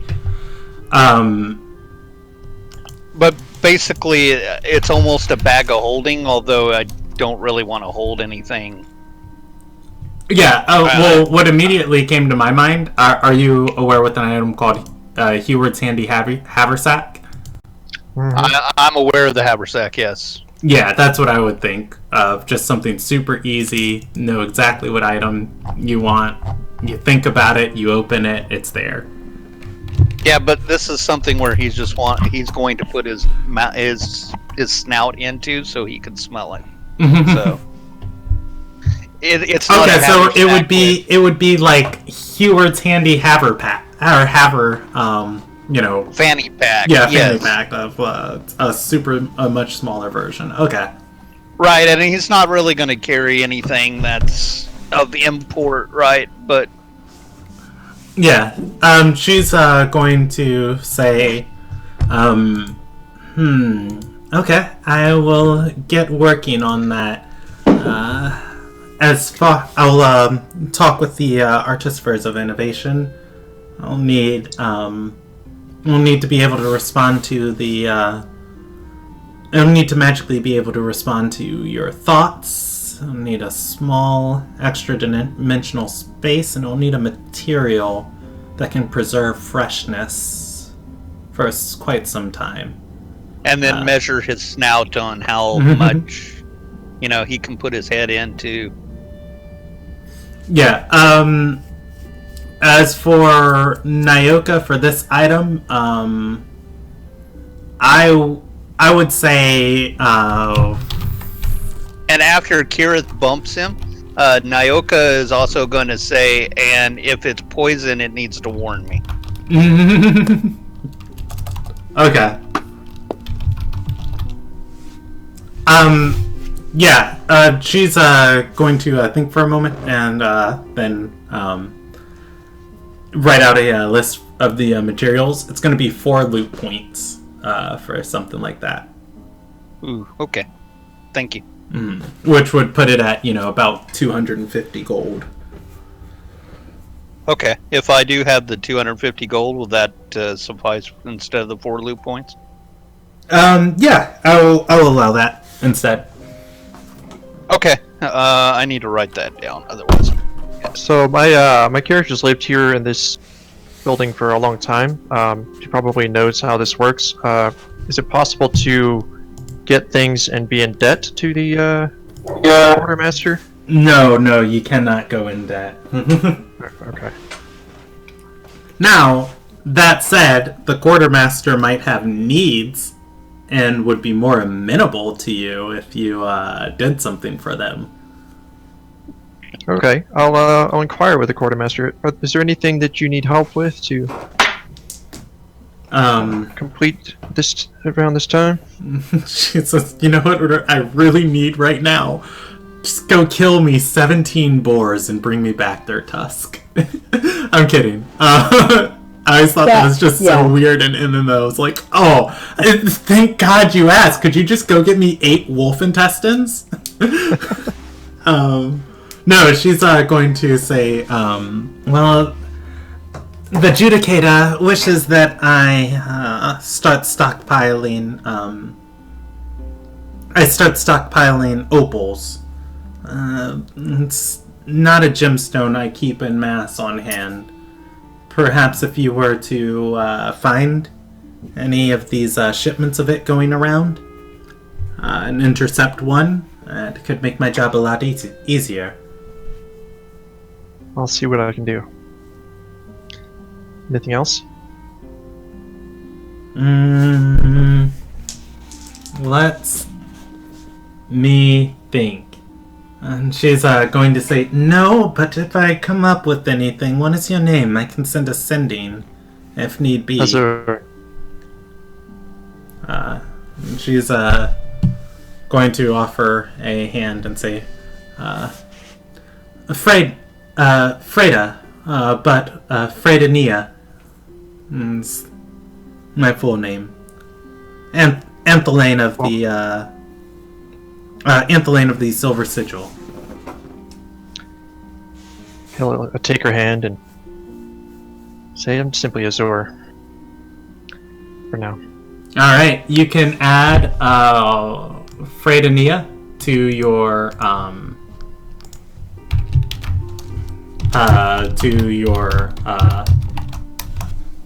contact list, and I'll put her full title.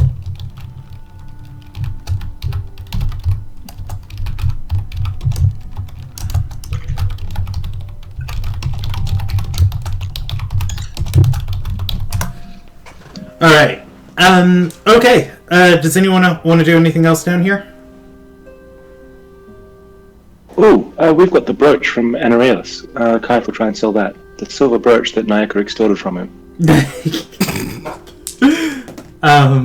Yeah, she's going to look at this thing and say, I don't have much use for it, but perhaps if some member was making a disguise, I could help in that. I'll give you... I'm just gonna... I'll have her and say, the silver alone would be worth a couple gold. How about 17 gold pieces for it? Surely it's worth 23. She's gonna shake her head and say, I wouldn't pay beyond 18. Only because you were so nice to her. Alright. She trades it to you. Or rather, she's going to take the brooch and trade the gold. You can add 17 or 18 gold pieces to your inventory.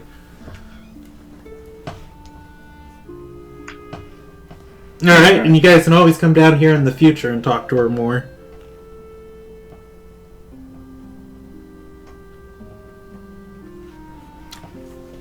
Seeing you soon, Frida. Thank you. Thank you very much. She's going to wave goodbye as you guys start leaving. She raises her hand. One of the birds are going to fly towards her hand and into it.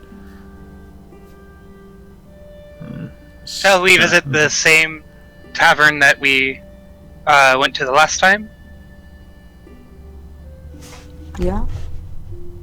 I think I actually forget have, the name of it. actually have quarters here, don't I? I'm guessing. Yeah, the boarding house you guys would be able to stay at without, additional pay. And it probably has a common room type area. Yeah. The tavern you guys talked out outside the borders was the Tired Priest Tavern.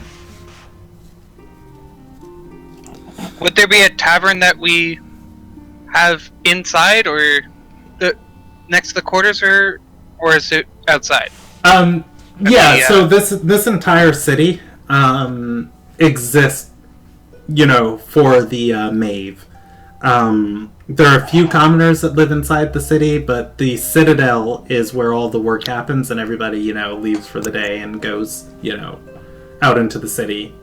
And when I say city, I, say city with quotation marks. It's more of, a small collection of homes, a temple, a couple taverns where, roaming mercenaries live in, and, a set of docks for, people coming in by boat to go in and meet.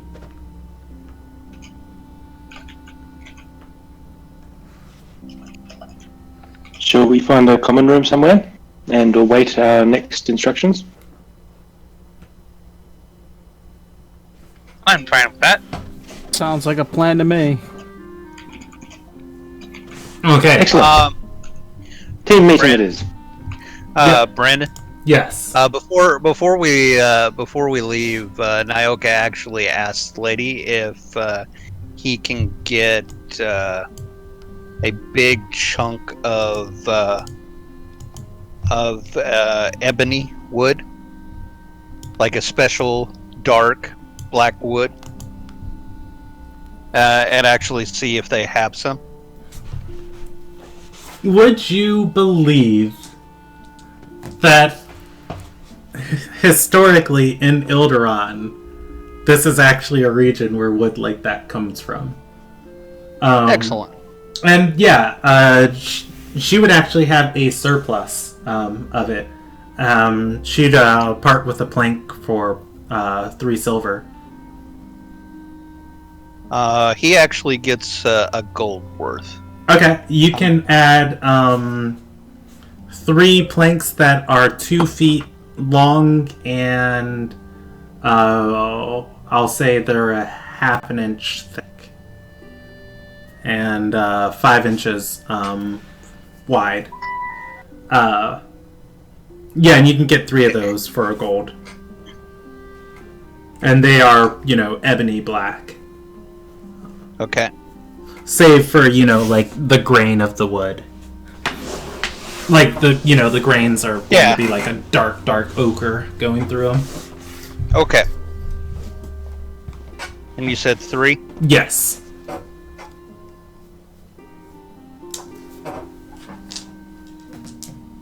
And I am gonna need to get a bag of holding. As Nyoka leaves, she's going to stop you for a second and say the command phrase for your item. I almost forgot to give it to you. It's that which pursues. That which pursues? She says, yes, speak it while holding it and it should activate. What does it do? It stops that which pursues. And she is going to convey to Nyoka, you have a immovable rod. Immovable rod, huh? Doesn't that one Unstoppable fly force to the makes target and immovable pin it down? No, wherever you place it, it takes a DC 30 strength check to move it. So it's like putting Thor's hammer on somebody. Yeah. Yes. That's good. Yes. I think the best way I've seen it used was in Critical Role. Guy teleported into a dragon, clicked the immovable rod, teleported out. Dragon moved and ripped a great big gash through its body. Because it couldn't move the rod, but it got it off. They didn't technically teleport out. He climbed out through the hole left by the rod. It won't. It doesn't have a button on it because it was a straighter version of the immovable rod. Perhaps one of the straightest versions of it. But it does have a command phrase. You can speak for it. That said, everybody is going to be able to leave this area and head towards. Was the decision the tavern you were at or the boarding house? Yes. Boarding house. Okay. Boarding house. Okay. So Lux, what game would you like to play?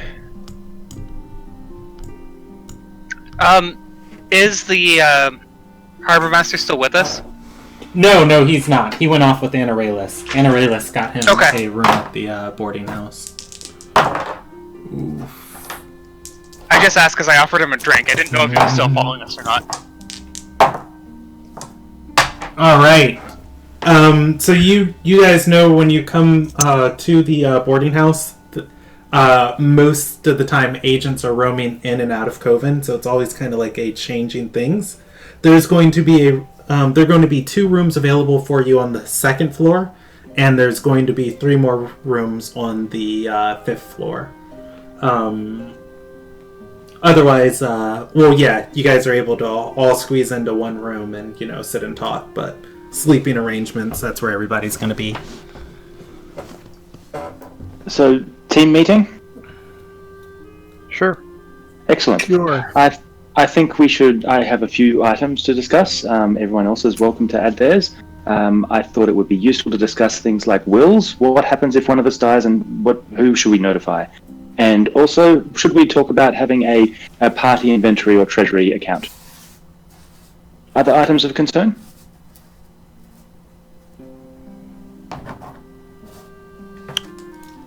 I can't think of anything. Time. I'm gonna ask the agent to come out in the hall with me for a minute. Yes, Maybe. Can you come out with me, Caleb? I would. Yes, certainly. So Okay, we'll go outside. We'll get far enough from the door so we can kind of talk quietly.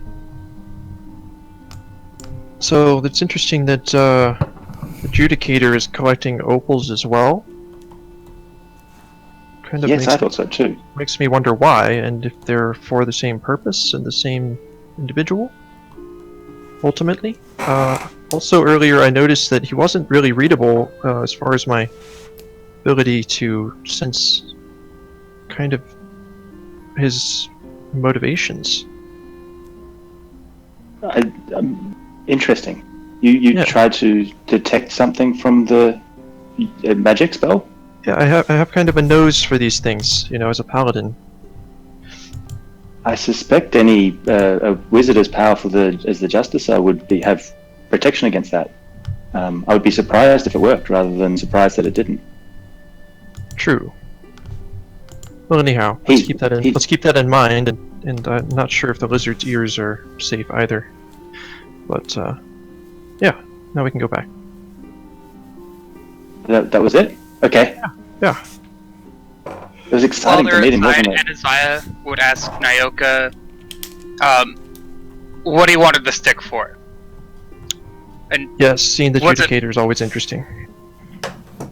Nyoka looks at him and says, Nyoka is on a special mission for the Blue Lady. I am supposed to find the straightest stick. It is very important that I find the straightest stick in Undar. She told me this. does the stick can the stick be man-made, or does it have to be natural? Nyoka isn't very sure on this, but Nyoka will know when he sees it. And can Nyoka receive help in finding the stick, or must he find it on his own? Oh, Nyoka, I don't think that there's a stipulation between whether he gets help or not, so that's why Nyoka is here. There's a lot of Okay. straight sticks in this area, so Nyoka has been diligent looking. I might be able to help you in your endeavor at some point. Remind me when we're in the woods next time. Nyoka nods. Okay. Everybody, I'm gonna let everybody in the room is entitled to make a history check on that, if you want. For the Blue Lady, or Nyoka's conversation inspires thoughts, and you guys live in this region. okay. And I'm going to put it at... Well, I'm not going to tell you guys the DC until everybody rolls. Everybody who wants to roll chooses to roll. I'm assuming Nyoka doesn't roll. Nyoka does not have to roll. Where are we? We're in the boarding house right now, right? Yes, you are. Let's... In one of the rooms, Can I guess. I see if I recognize anyone that's in there? Like, kind of, that's like walking past or anything? Would you guys be talking with the door open? Because you'd be in a private room on, like, the, You'd be in a private room, like, on the, second floor. It's like a bedroom right now. Yeah. Or a hotel room. Okay, I'll do that later then. Okay. Okay, so those are the only two people to make a history check, right? Yes, if you want to, from your conversation with Nyoka. Nice. Okay, so I'm going to start from the bottom up. Bram, you know it's uncommon for people in Ilderon to have colored skin. You know they're in the past though. I'd say colored skin as far as like anything away from a normal skin tone. Like it's uncommon for green people, you know, blue people, red people, green person. Yeah. So blue lady kind of sticks out to you. And in the past there have been races that, you know, have been like those colors, but they're all, you know, mostly deceased. Azure and Inaziah. Same bit of information. However, you are going to know that that people who, you know, were those different colors were a race of ruling class of the Kayak Empire, called Genkaori, but they're the Arjukaiori, and they're, you know, the Ganassi in this world. And you would know there's a specific, and they're very, very, very, very rare, of just like, if, you know, somebody has this blood, it ties them to, you know, the ruling line, or a ruling family of, like, the Kayak Empire. You know, specifically, there's lots of Kayak refugees in this region from the Shattered Empire, and patriots of, like, this long-lost glory. A lot of them are a part of, you know, the Bandits of the Crown. And there is a Water Ganassi in charge of one of the factions of the Crown. So there aren't many blue ladies inside the world, and if Nyoka is talking about a blue lady, you might, like, that little air of uncomfortableness of just like, you don't mean, you know, that crime boss, do you? And it's like, oh, no, probably not, of course not. But there's so few blue ladies that connection, it's kind of ringing. Seems likely. Okay. Water Ganassi that's in charge of part of the... Brom, what race are you? Brahm is a core he looks like a water genasi, but he's a little bit lighter, and he has like tribal shaped tattoos all over his body, but they're not tattoos. They look like they're natural. Okay. What color are you? Are you actually like this pale green, whatever kind of. Okay. Yeah.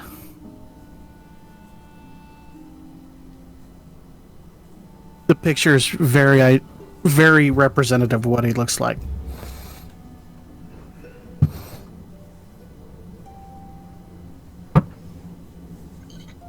All right. I don't think we can discuss much more until we know what mission we're having next. The wills. Who has a last will and testament? What should we do if each one of us tragically passes away in the line of duty? I have some forms and paper, and I'm happy to help you write it out if you wish. Out of character, what do we know about what they tend to do here as far as possible resurrection, etc.? Resurrection is a rare occurrence in Ilderon. Most of the time, if you die, and Coven, they wouldn't have many death rituals. Kind of sucks to suck, but if you're dead, you gotta keep moving on. People die all the time and every day in the clutch. Mm-hmm. Nyoka writes in a very weird scrawl, right? That says, "All stuff go to Blue Lady." For Azure, you are from Shadowplane. Shadowplane, but you lived in Girion. or just north of Girion for a little time. Elven society actually does have a ritual. They use magic to decompose bodies quicker, oftentimes transmuting the bodies into, wind, fire, soil, or, even creating like a construct or something out of it and, animating it to walk into the woods until it, can't anymore and fades away.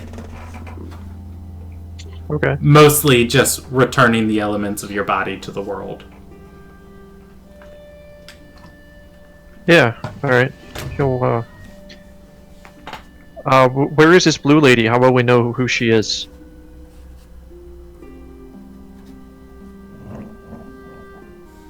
Nyoka goes, everybody knows the blue lady. And then just goes back to carving. Is there a look around the room at the others' faces to see any sort of recognition for sure? Kath just shrugs. Rob shakes his head. Kath will speak into Azur's mind of, he's been talking about the blue lady ever since I met him.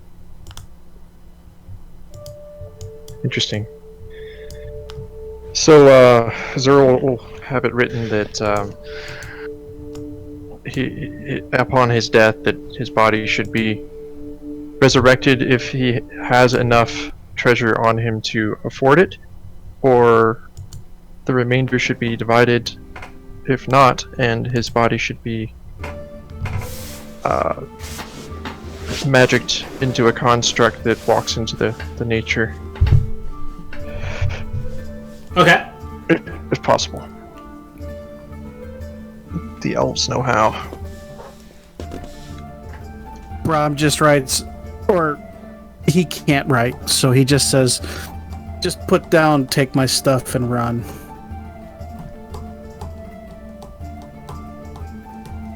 Alright. Take stuff.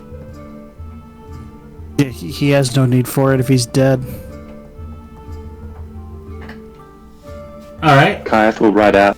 Kath will ask for a burial ritual in accordance to the traditions of the hierarchy, and for the stuff to be returned to his family, and he'll put their names and addresses.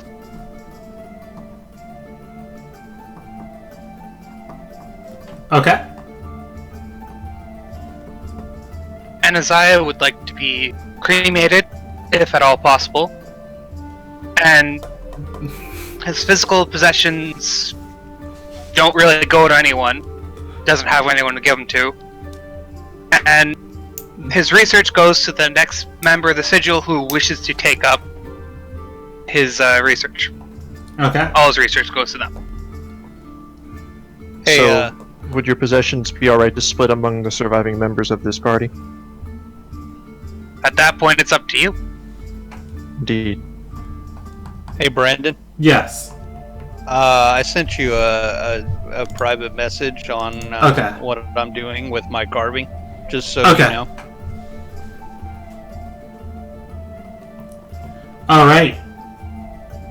And does Lex have anything they want for, when they die? No. If they die. Come on, Brandon.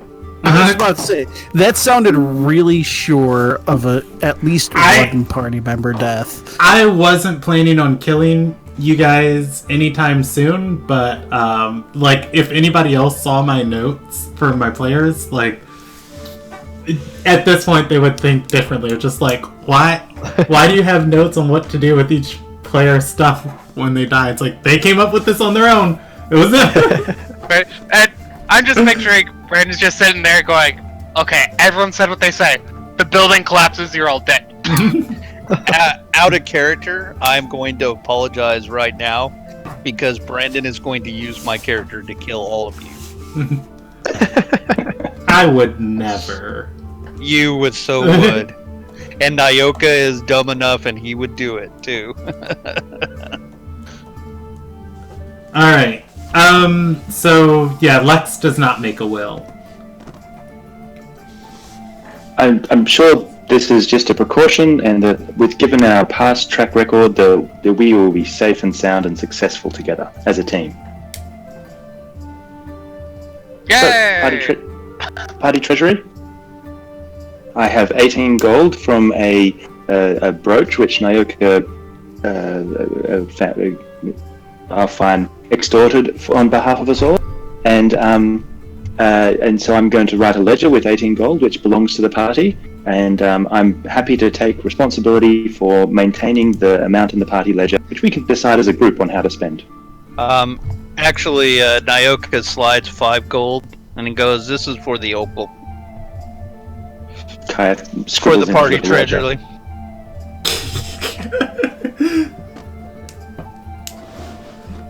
Alright. Excellent. Well, if we build up that large enough, we may be able to make addendum to our deaths and possibly revive one of us if the money builds up enough. That's the spirit. Why would we want to do that?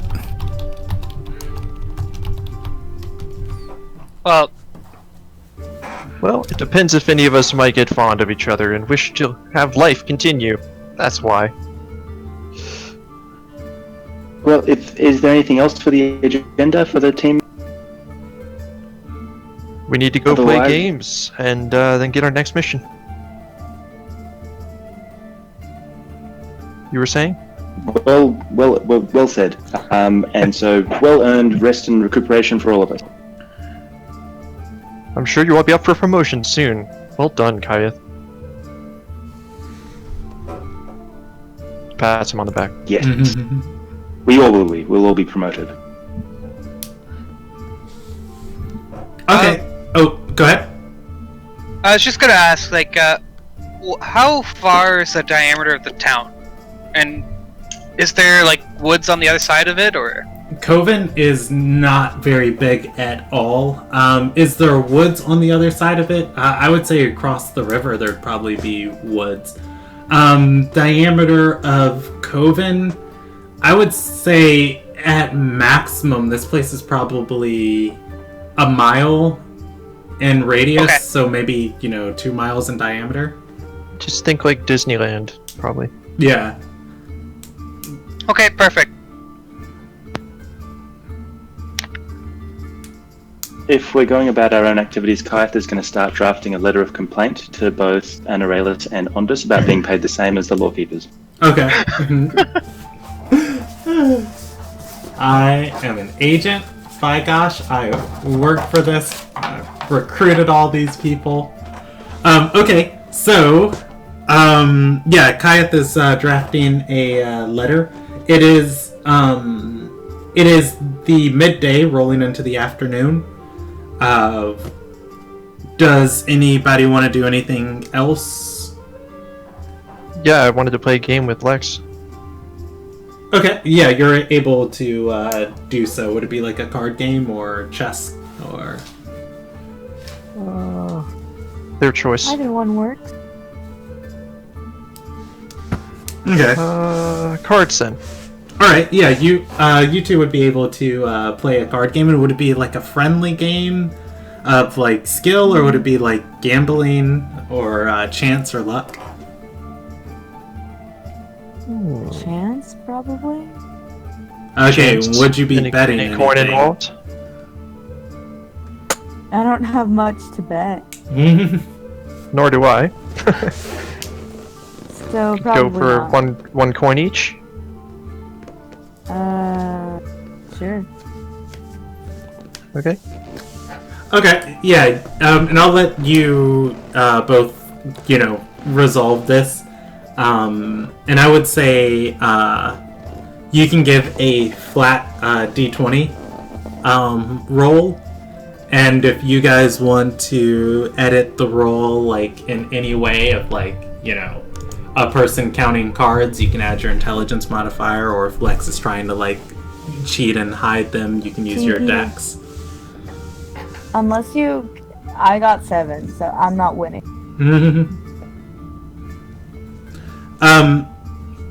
And if either of you have proficiency in a It's gonna be gaming pretty set, close. and You can add your proficiency bonus if you have a proficiency with playing cards. So we might need to think about this here. I don't have a proficiency. I have a proficiency at sleight of hand, but like. Yeah, if Lex wants to cheat. Guy. Yeah, if Lex I is know, but welcome like to. I like this guy, so like I don't want to. Besides, I kind of don't want to choose death, but like. Please cheat. Please cheat. You don't have to.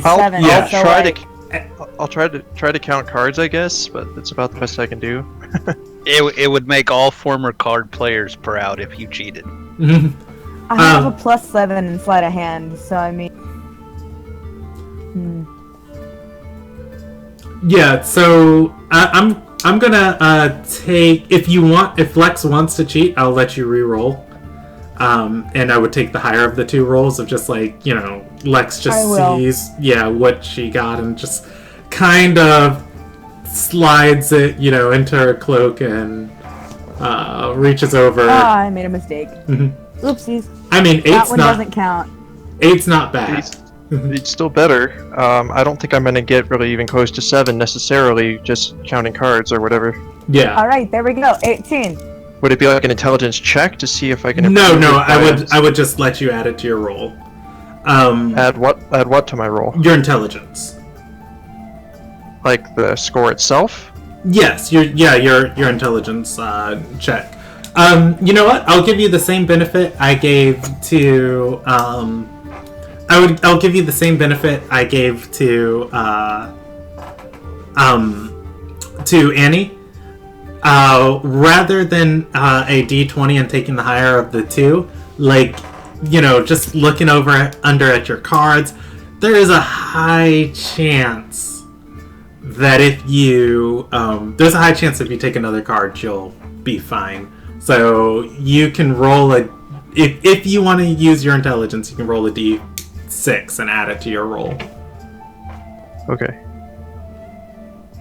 And I'll let you add your intelligence too to it. Okay, so at the end of the day, Lex's hand's going to blow you out of the water. And the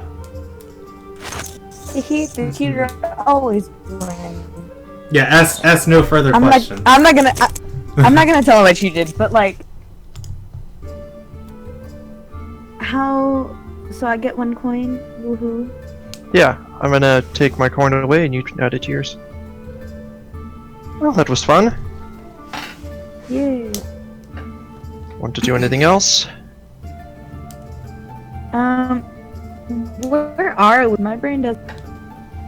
I guess it's like a common room area, maybe. Yeah. You're in a and I would say there would be common rooms here. Yeah, you guys would be like in the common room for this floor, just hanging out. What about some music? Do you want to play? Motion to my lute. I have a flute. I just remembered. And I have a lute. Let's try a song. Hey, Brandon. Yes. They're screaming. Can I roll with my improved carpenter tools on how well I do on my project? Yes, you can. What exactly do I roll? It's going to be a wood carving tools check. So you would roll a D20. If you have proficiency with wood carving tools, you can add your proficiency bonus. And then if you are using, Nyoka's proficient, like how good he is with his fingers and, using a knife to whittle, you can add your dexterity to that bonus. If you have expertise, you can, add your proficiency twice. So I have expertise, so I can get +4, and then I add on top of that my dexterity, or no? Yes, just the +4? You do add your dexterity on top of that. Do you have it? Your +6. Okay. Yeah. Do you have your character sheet open? Yes. So if you see, you've got your wood carving tools right there. You can just click that, and it'll roll it. I clicked it, but you can roll it on your own. How do you do that? I'm sorry, just click on. Yep. Go to your character sheet. Look on the bottom Proficient. left. Tools and proficiencies and woodcarver's tools. Okay. All right. Thank you. And yeah, Naoka is going to be able to definitely pass that crafting check. And you can describe what you have crafted. Okay, no problem. So, did I do well on it? If I did well on it... Yes, you did. Then I will, the next time I start working on it, I will start doing some, carving, cool things on the outside. Okay.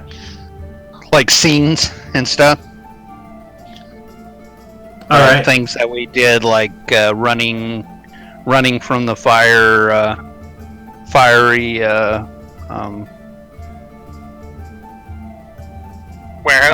warehouse and into the bog and the gargoyle and things like that on the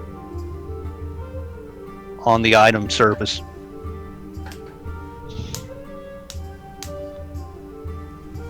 Okay. But that's next time. I figure it will take me the whole downtime that we're doing just to make the item. Oh, alright.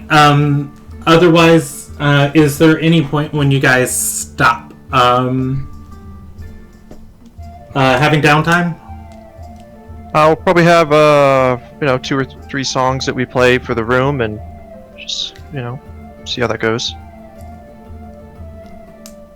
Yeah, Kaith would like to summon his familiar back, and if there's time, is there a merchant of the Ruby Vault in the city? In Coven, they would have a small presence here. As far as if they'd have a vault, no, they would not. They'd have a treasury, though, where you could definitely, submit any paperwork to withdraw value of gold out of your accounts, or store gold with them and get it withdrawn someplace else. Cool. So his account's currently at 0, and if he does all the other stuff and there's time, he will go and put 15 gold in his vault. Okay. Just to confirm with the party, go ahead. We're waiting here for orders for our next mission, correct? Yes. Okay. Yeah, that's my understanding. Would it... And as I would ask if there was anyone who would have a way of contacting him when a mission arrived. At a distance. Naoka says he could yell. Send a messenger. We could make the advisor send a sending. That would work better. I might be a ways away. I don't think I'd hear Naoka yell. Oh. I don't know. Maybe Naoka yelled really loud. Yeah. Maybe don't go further than an hour away. I'll try and avoid it. And then I'll cast locate animals or plants. And I'm looking for herbal medicines. Okay. So medicinal herbs. Okay, going out. Now, what I'm not sure about here is it says the voices of nature of my surroundings tell me where it is and how far it is. Would that include stuff that they would have in shops and stuff? Or is it stuff that's still growing? I think that's up to the DM's discretion. Yeah, go ahead and click it just to link it. I'm pretty sure I still have it up right here. It's on the next page over. Describe a name or a specific kind of beast or plant. Concentrating on the voice of nature in your surroundings, you learn the direction and distance to the closest creature or plant of that kind. Within 5 miles. Well, it's going to lead you to the closest, but I'm not going to be a dick and, say you go into a, medicinal shop, because then Isaiah would be, specifically trying to locate, I assume, living, creatures. Yeah. Well, that's that's the criteria I was wondering about, like, because this says it asks nature. Would nature know where something that was harvested is at this point, or not? Yeah, nature would, like, if you say I'm looking for, a living plant of like this type, okay, it's going to be somewhat sentient enough to be like, oh, okay, you mean this, like, I'm looking for a plant of this type, and it leads you to a dude named, Rosemary, and it's just like, no, I want Rosemary the plant. It's like, oh, you just said Rosemary. Like, nature's not going to be like that. So, yeah. Okay, I was prepared for either way. I just wanted to, to clarify. You come back to the party. This is my friend Rosemary. Alright, yes. How'd you find him? I just sensed him. You're going to leave the city walls, heading out of the city to the river, and you just you're gonna keep, or rather, you have an image kind of where to find some shrubbery plant on or some shrubbery plants on a riverbed, or rather a river shore. And I also don't want to go much further than like 45 minutes away from where the party's staying. Okay. Anybody else in the party before I fast forward? Doing anything important? Can just make a performance check for songs we made or so. Go for it. But he's not gonna sound. 10. You can make it with advantage, as Lex would be providing the help action. How do I do that? Roll twice? Yeah, go ahead and roll it again. Oh man, it just broke my pen. It's a little better. Okay, 13. Yeah, you're going to be able to provide quite a bit of merriment up here. Not a huge amount, but a couple people are going to come to and listen. And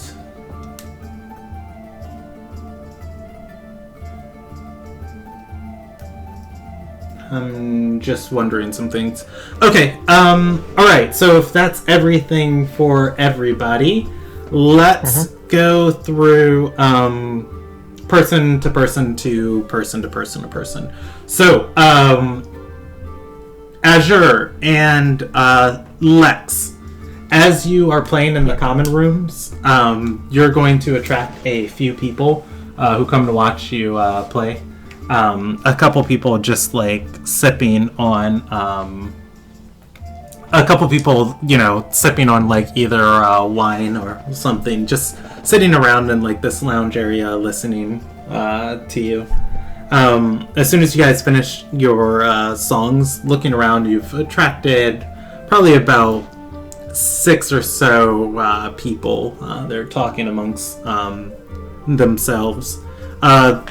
Their voices are loud enough that you could probably listen in if you wanted to, or you could walk up and talk to them. But nevertheless, when your song finishes, they're all going to like look back over at you and raise, their glasses or cups for a second, say hi, then go back to what they were doing.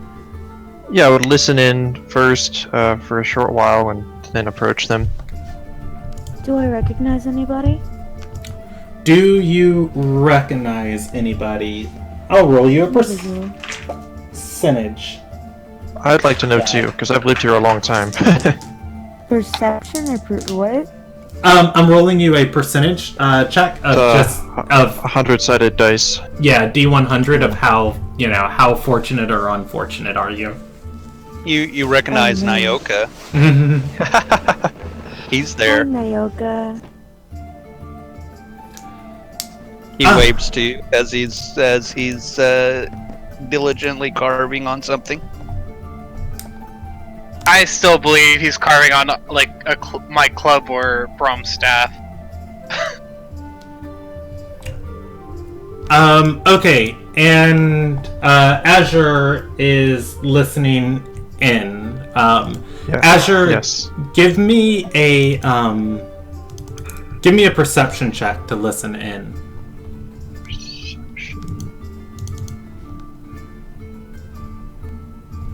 Where is it? Why do I lose that so often? Where is it on the sheet?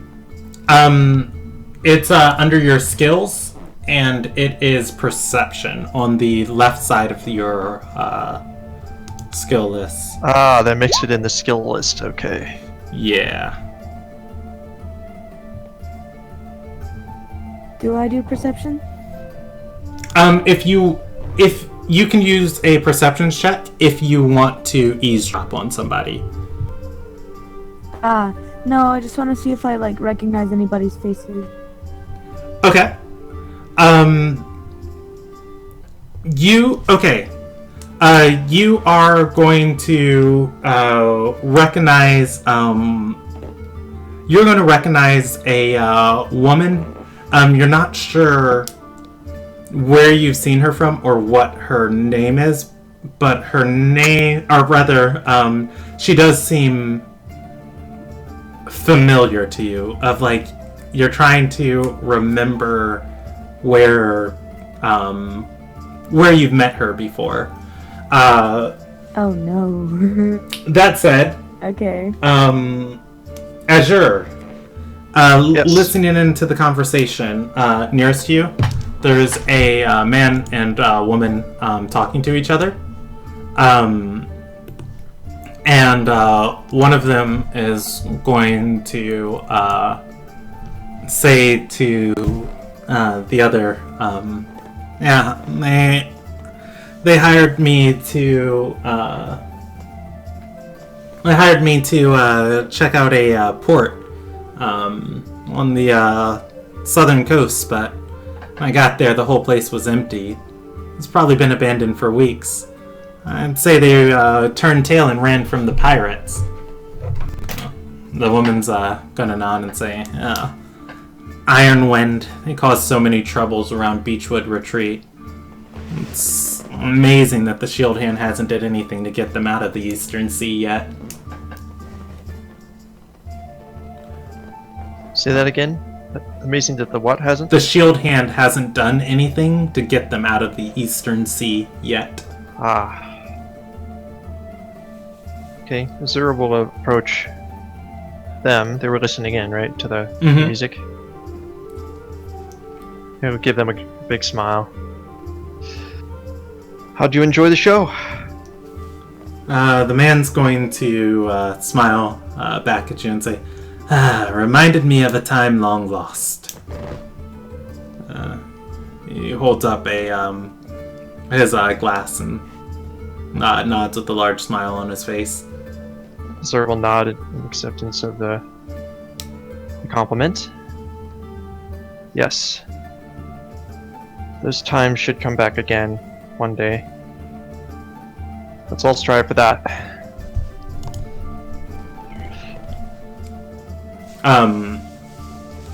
The woman looking at you is going to say, I saw your face in the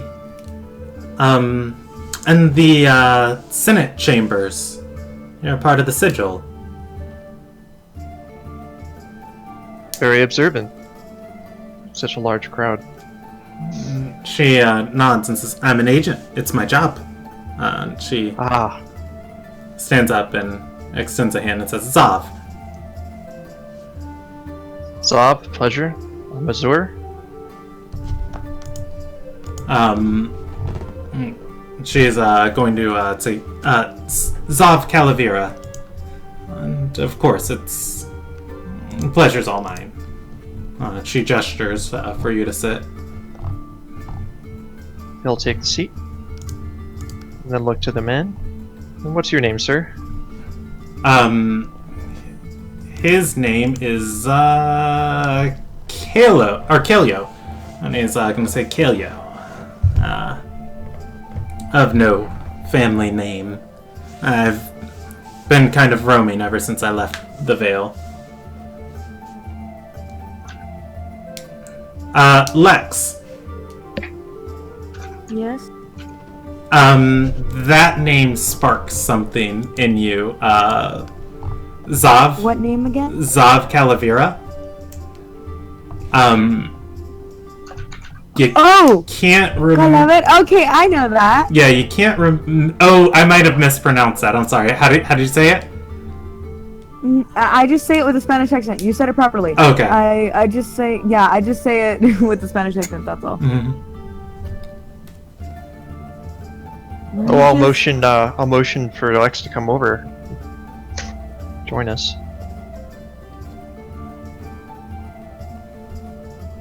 He knew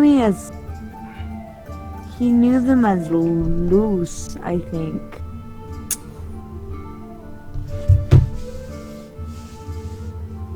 Yeah. Okay then, this is good. Yeah, looking at you, the woman doesn't seem to recognize you. Alright. This is Lex. And she's going to give Lex the same greeting. Zav Calavera. Zav here is an agent. Miss Calavera. She's gonna nod and say, yes, but it's not just something we wildly speak out over the commons. Yes, for sure. And she's going to look at Lex and say, you were there too at the chambers? Tell me. Yeah. Do tell me, how do you feel our old adjudicator has been doing at his job? I'm not completely sure. I haven't been here all that long.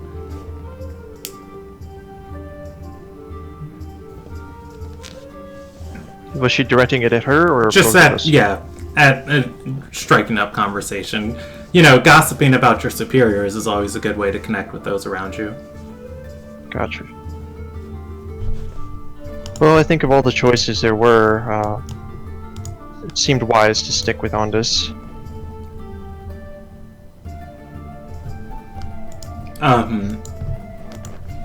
She's going to nod and look back at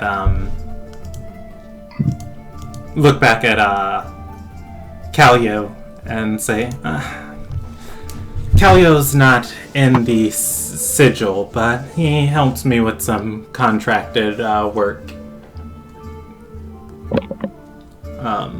Callio nods.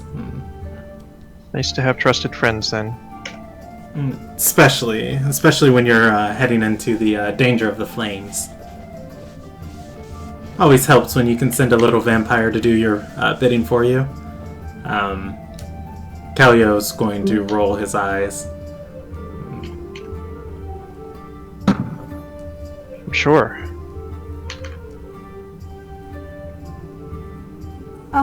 Miss Calavera, do you perchance know somebody by the name of Alex Xavier? She's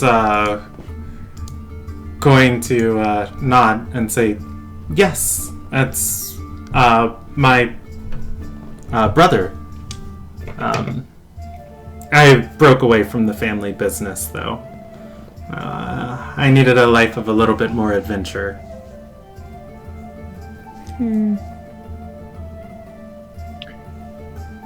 So you are a vampire then, Callio? He's going to nod and say, yes. Been that way for the better part of about 3 decades now.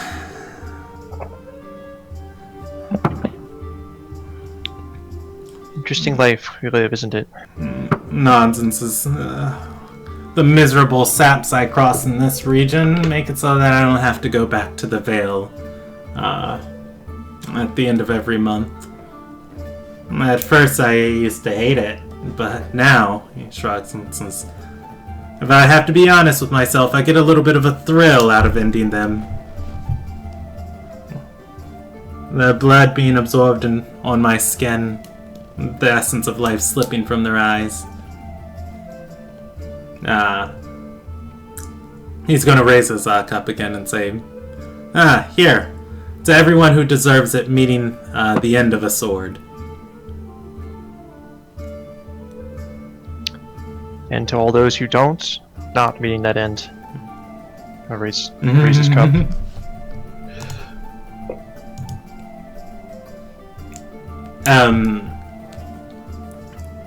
Zav is going to look at Zav is going to look at Lex and Azure and say, anyways, strangest thing, I was supposed to be investigating a port on the shores south of here. I thought it would be dangerous as it was well within the influence of Kraylor's Fist, a prominent naval port. I hired Zav to do it for me and said the whole place was abandoned. Interesting. Was there a waterfall there? She shakes her head and says, no, but it wasn't too far from a known pirates' cove of the Ironwind Pirates. Wouldn't be surprised if pressure ramped up to push them out there. So the activities on the sea have already increased. She is going to shrug and say, honestly, I don't know what's going on between the Crown and the bandits of the Crown and Kraylor's Fist. It's quite strange that the port, though, would be abandoned when not even a month ago, several ships left from Ililnagai destined for there.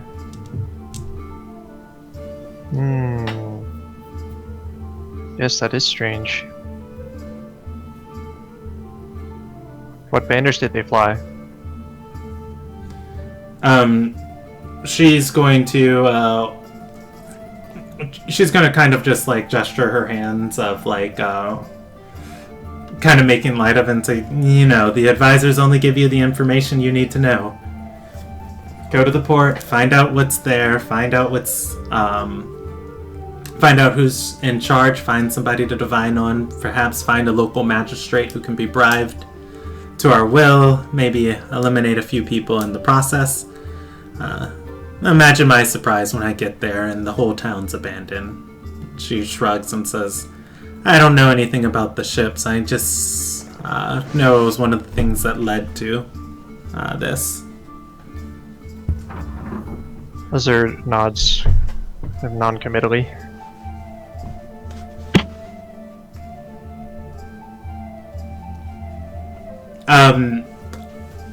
Otherwise, you guys are able to gossip for a couple minutes back and forth with her.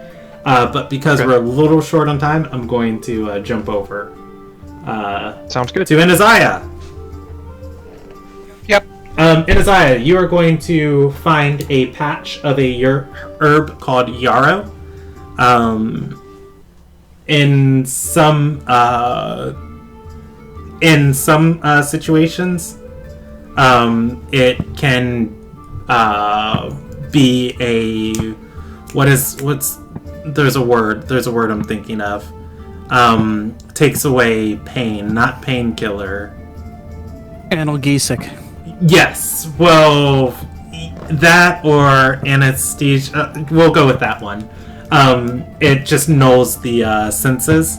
But in other cases, it can be antiseptic, and fight infection and things like that. All depends on how you prepare it, as a drug or as medicine. However, I'll say you're able to. It would grow like a weed here, so I would say give me a nature check, and for every 5 points worth of your nature check, you are able to harvest a 1/5 of a pound of this stuff. Okay. Alright, so 5, 10, 15. you were able to get 3/5 of a pound of this yarrow. And I'm going to actually, since you rolled so well on it, I'm just going to move you up to 3/4 of a pound of these herbs. You can get a whole like basket full of them.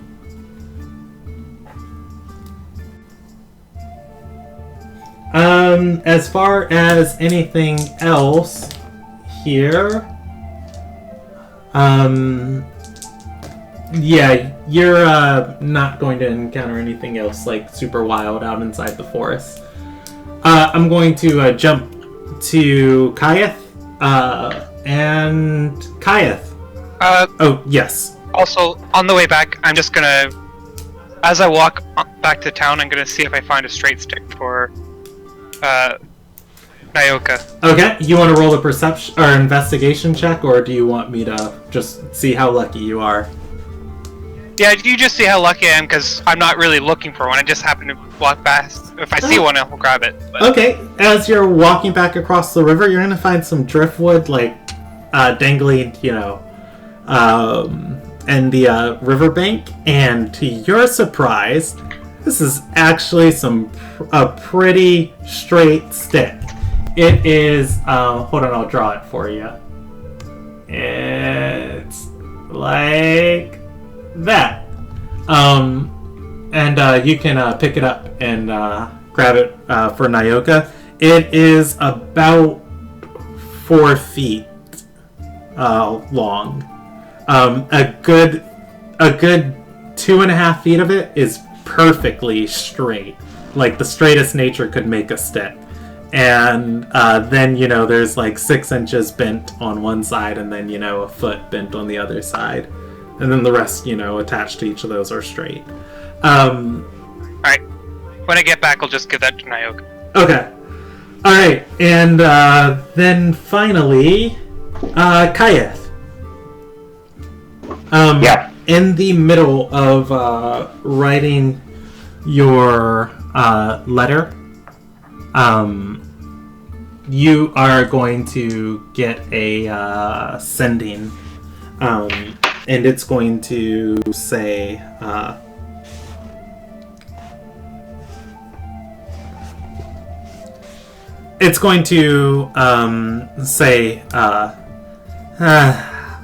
oh no, you can't sigh in a sending. Would be nice if you could. It's going to say, I've got information on this Dean Doolin. I think if you were to pick them up and bring them in for intensive questioning, that might prove you ready for Ondus's task. It's from Anarelus. Very well, we'll come to your office for further briefing immediately. Alright. Do you want to gather... does everybody want to, like, gather together and tackle it? Yep, he'll finish the letter, though. Okay. And then go down to get everyone. Okay. Bring the letter with him. Alright, and yeah, at that point, you know, Inaziah would meet up and, you know, be able to give the stick to Nyoka if you want. I just go, oh, on my way back I happen to find this, and I just hand it to him.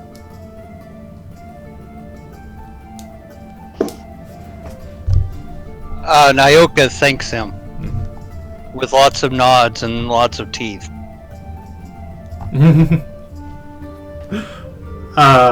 Alright. Walking back into the Mave, and to Anarelus' office.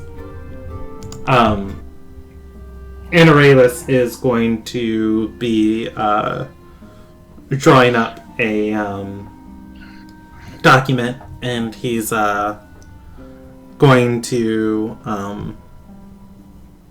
as you step in, he's going to say, good.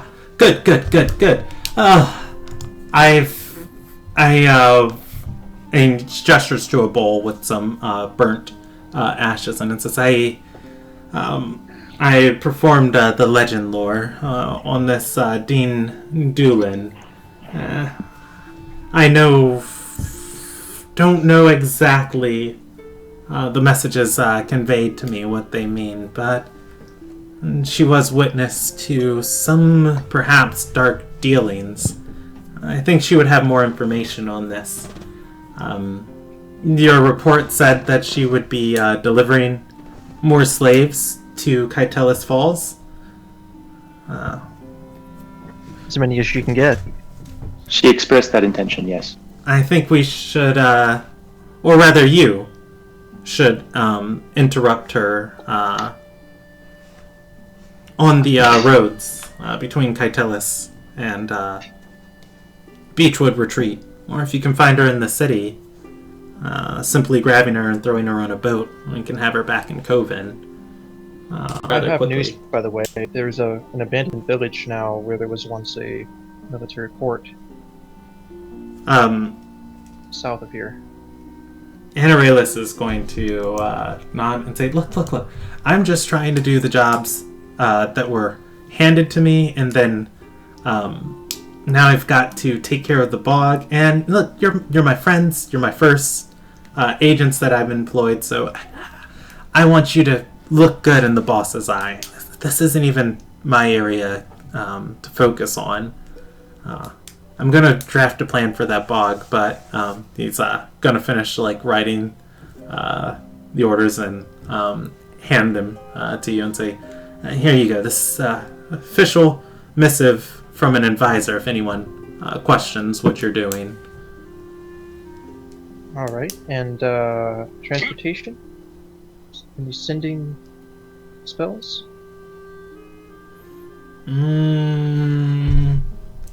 What is Trox?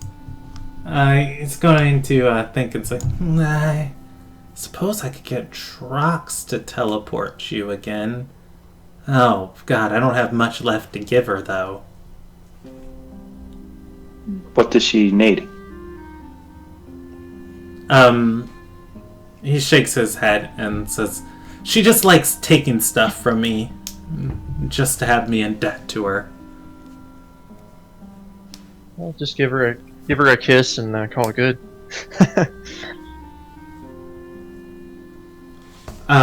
He's gonna stop and say, you think that would work? She wants something from you. If she wants to keep you indebted, perhaps. I have no doubt that it will work. I think you should do it. Roll me a performance check. Roll me a persuasion check. Okay. And Isaiah just starts chuckling, because this is going to be funny one way or the other. Ooh, I've got my inspiration, which I can add +2, so I want to make that a 21 from that first session. Okay. Alright, so, yeah, sure. He's gonna say, yeah, you know, you're right. She has been sweet on me. Alright.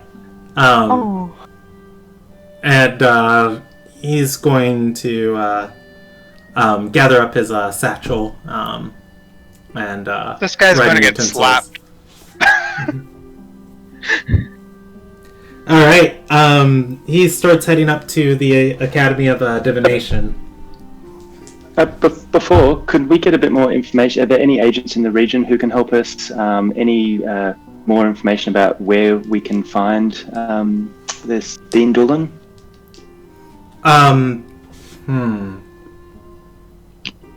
Let's see. He's going to say, well, I can't just give you a list of names of our agents if you get captured or magically With a single contact, perhaps? Well, he's going to say, I do remember there was an advisor appointed with me too. A woman by the name of Zav Calavera. Beechwood Retreat is one of her regions. She would know somebody to put you in contact with. I can send... Yeah, I just met her. Oh, she's in town? Yes. Huh. Oh. Look at that. I wonder why she's here. He's Like I said, she discovered that the village was abandoned. Therefore, there's no need to be there. He's going to nod and say, yes. You're right. But as a advisor, she should be contracting work, I suppose. But okay. He shakes his head and says, "Let's go. The quicker we get this Dean Doolin, the better." He's going to like as you guys are walking through the hallway, he's going to say, "Well, from what you wrote about her, she collects slaves from debt bonds. I do know there's a bounty hunters guild that makes quite a big bounty hunters guild that makes a living off of tracking criminals and turning them into the Ruby Alliance. I have no doubt that she's going to go and get her next shipment from that region." What's the name of the guild?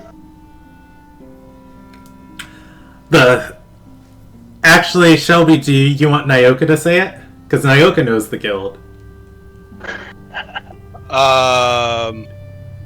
Is it the Silver Tree? It's not the Silver Tree, it's the Steel Cabal. It's the... Oh, yeah. It's the pirates, right? No, the Ranger Bounty Hunters. Them. Yeah. The, 7 waifus that... the dozens of waifus and warriors that Morgan tried. But anyways, does Nyoka want to chip in? Sure, I can chip in that they're the Steel Cabal. But I'm not going to say much more than that. He'll look over at you and say, you've spent time in the coastal side of Beechwood Retreat?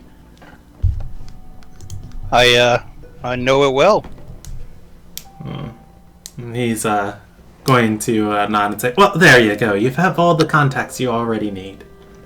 No, we don't have no contacts there. They got killed. That's reassuring. Oh. We might need ground transport if we're actually trying to get someone on the road.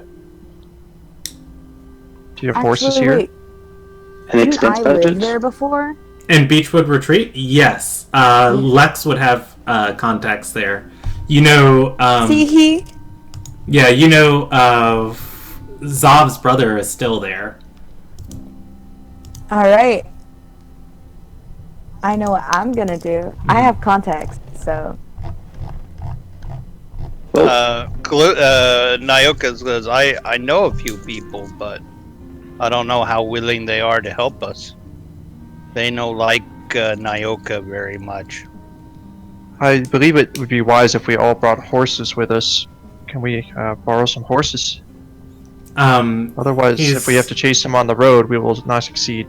He's going to nod and say, you can, but I don't think trucks can teleport something that big. Perhaps some gold so we can acquire horses once we're there? Either that or an agent on the land. We could take Zob with us if you'd like.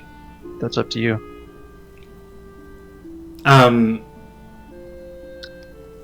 He's going to nod and say, yes, Sav should have some resources in that region she could provide. She would know better than me.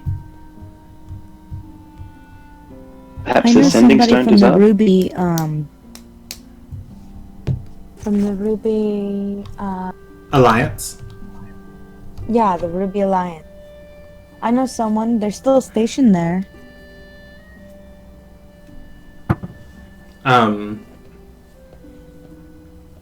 Unless they owe you many favors, it's not going to be that much help for horses, probably. Yeah, Anarelus is going to gesture to Lex and say, "You're a resourceful lot. You all can.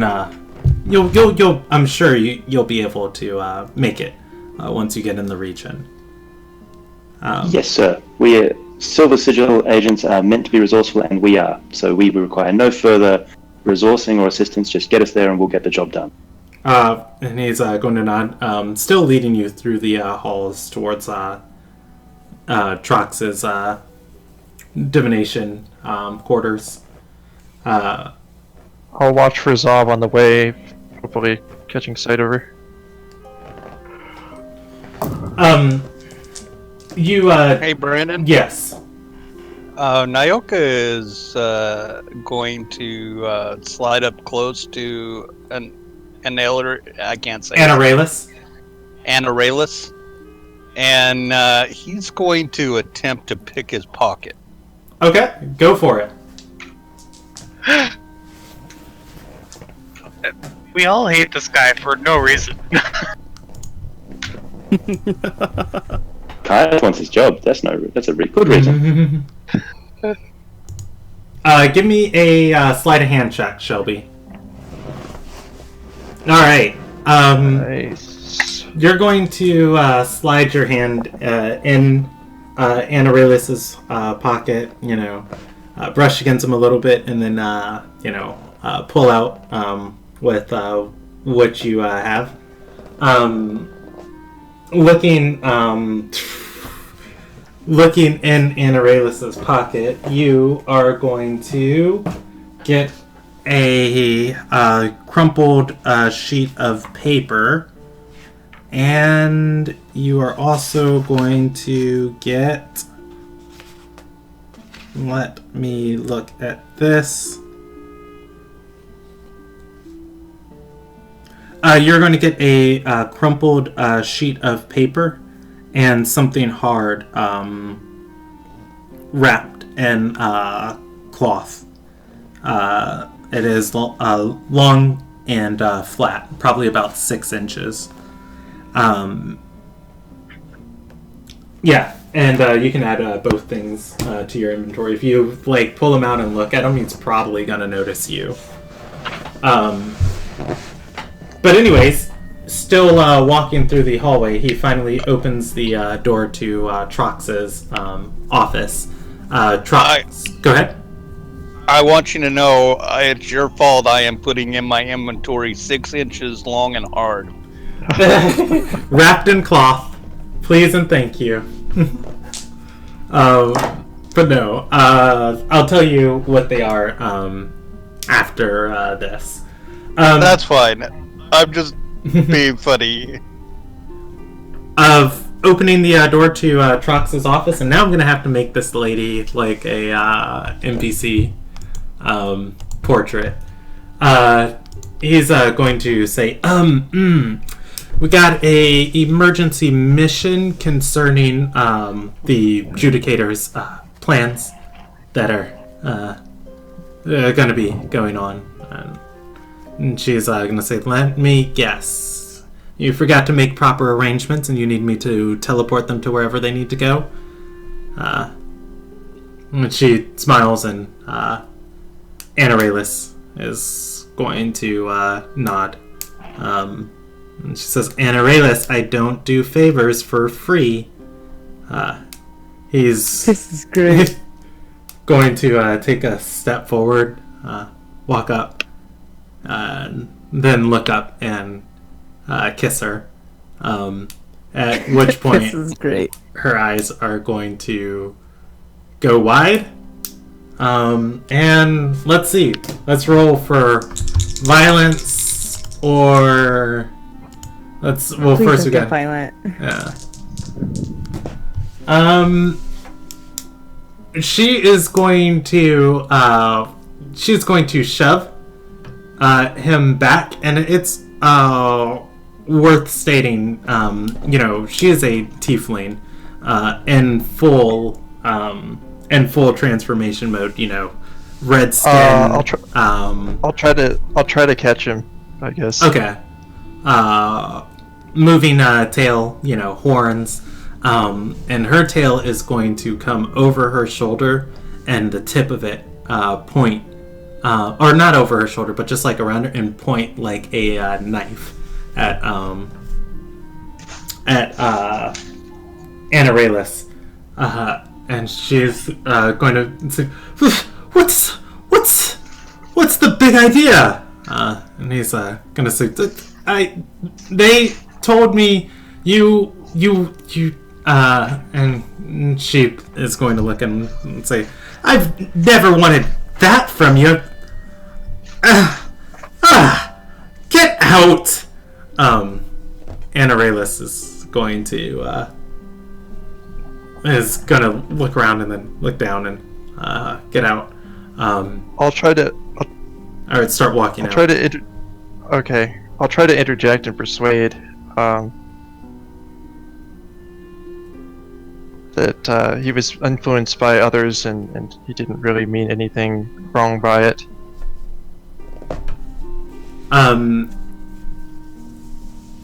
She go ahead. No, I'm not going to make you make a performance check. I'm not going to make you make a performance check for that. And she's her tail's just going to kind of go back to, just moving around on its own. And she's going to say, I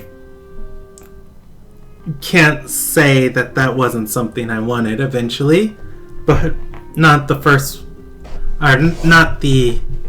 way I envisioned my kiss with that man going. Anyways, wow. She's going to adjust herself and say, where is it? Where to? We need to get close to the Steel Cabal. Nyoka just started guffawing. Mm-hmm. Is there a destination on the paper I got from Amaryllis? There is a. Let's go to the world map.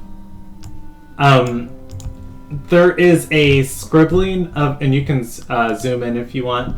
There is a scribbling of the region right here, because that's the region you guys are in. Kytelis Falls is right there, and there's a line that zigzags to Beechwood Retreat right there. And there is also an arrow pointing right there. And she's going to look at the map and the location and say, really, Amaryllis? She rolls her eyes and says, I'm familiar with a few towns around Beechwood Retreat, but if you're trying to get to the south stretches of it, I could teleport you well within inside the town and you could walk southwards. Nyoka basically says the name of the town, which Shelby can't remember, but... Lochliel. Lochliel. Nyoka's like, they had a circle once upon a time.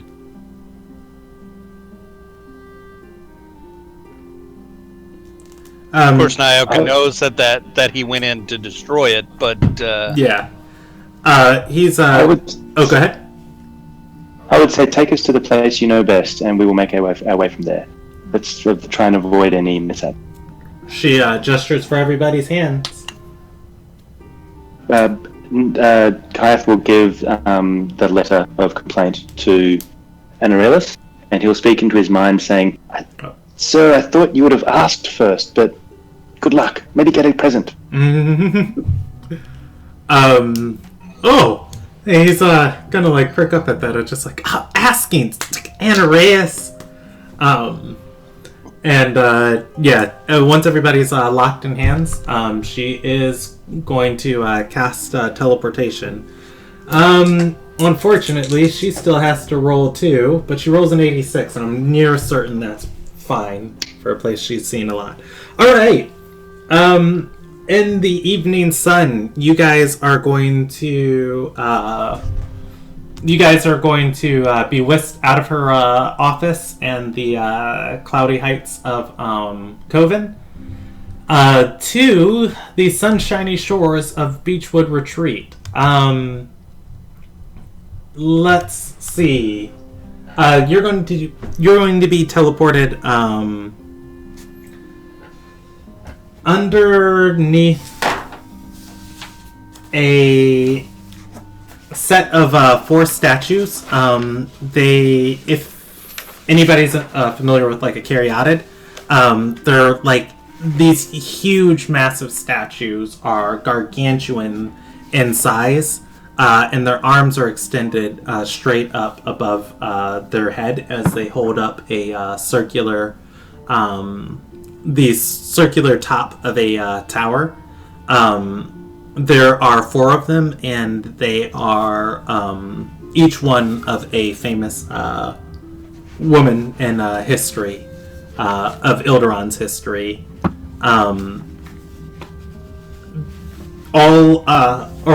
This statue overlooks these 4 statues overlooks a wall to the south of you, and the roads all around this place are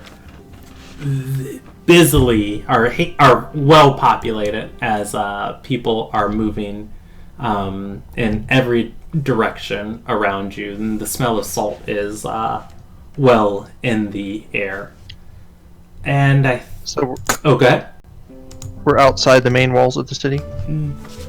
You are just inside the main walls, under a statue that Trox is going to point up to and say, up there, that tower, that's where the Master of Magic within the city lives. If you need to come back to Coven quickly, he knows the teleportation sigil to get to gain entry back into the Mave. We have a couple members of our order up there too that might also be able to help you. That said, stay away from the low docks. Nothing but thieves and cutthroats down there. Good luck. Thank you. To that, Nyoka goes, "My people." Haha! She gives you the name of this place. It's Bayflame, the Mage's Tower. That's the name of this tower. And there's a torch, or a large burning magical flame on the top of the circular tower. Anyways, we will pick up here next session. Before we do that, Brandon? Yes. Nyoka is going to suggest they go to a specific inn, and he's going to go to Fives and see if he can. Okay, you're looking for Fives' place? Let me pull up my Beechwood Retreat folder. What was this town's name again? This town is called Beechwood Retreat. It's a pretty big city. Yeah, it's not really a town. Yeah. And as I would also suggest spending the night here, buying horses in the morning to travel. The Scarlet Knave.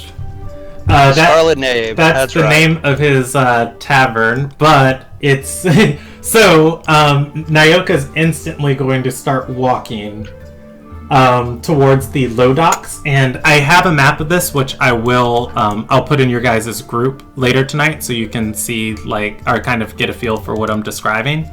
But basically, the way Beechwood Retreat actually I've got it right here. The way Beechwood Retreat is set up, it's this massive coastal town, and there's the low docks and the high docks of the town, and there are areas of this cove where the town is kind of built over onto itself. And and anyways, the low docks are kind of like the low area that touches the shores of the shores of the ocean, and where lots of the shipments of the regular goods and people coming to visit, almost kind of like a crowded Ellis Island type of deal of everybody filters in through the low docks to the higher parts of the town, in the high docks, where, you know, it's a much nicer and extravagant place. And immediately, Nyoka's going to start taking these roads winding down around the cliff sides towards the low docks. Where, you know, the first thing she said is, don't go to the low docks, there's nothing but cutthroats down there. And Nyoka's, yes, thank you. Do I know people there? Alex Xavier would have his business he ships medical supplies in and out of Beechwood Retreat. His business would be situated in the high docks of town. Yeah, but I worked there for like. Oh, 3 okay, years. yeah, of grimy people. Probably so. Yeah. I would say you would know a good number of people in the low docks. All right, let's go. Okay. Woohoo! I just have to lie to them and tell them that I'm still asleep. So for Nyoka and Lex, I will give these to you for your notes now, and then we'll pick up your next session. People from the low docks don't call it the low docks; they call it Sea Town. As there are 5 major sections of it. There's the coast, the cape, the cliff, the quay, and the cove. With a different faction of gangsters running each different part of it. But because each one of them start with the C, you know, the people who live down here, it's like, yeah, Sea Town. The rest of the city just, calls it, like, the low docks. So it's kind of like the tell of if someone is or isn't from here. Okay, that's cool. Okay, so we're gonna get to call it Sea Town. we're going to the low docks. Yeah, we're going to Sea Town. It's the world's most largest pun. Alright, so we'll end there for the night. And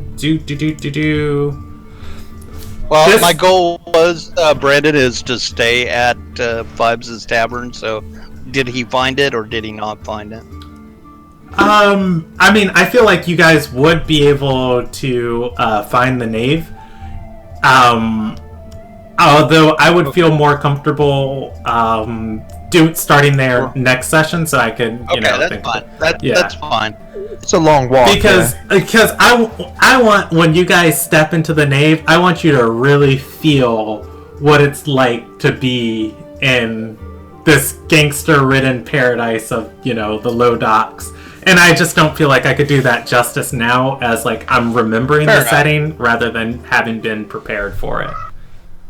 Fair enough. That's fine. All right, so we will pick up. That's what Nyoka would do first and foremost. Yeah, just head straight for Fivarian's Tavern. Okay, we'll pick up here next session, and I will give out experience. And see, I'm glad I didn't roll up that dungeon because we didn't even go to it. So,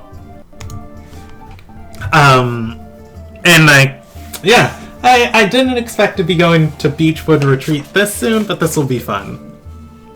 Likely. Yeah. Let's see. So, major experience that has happened for tonight.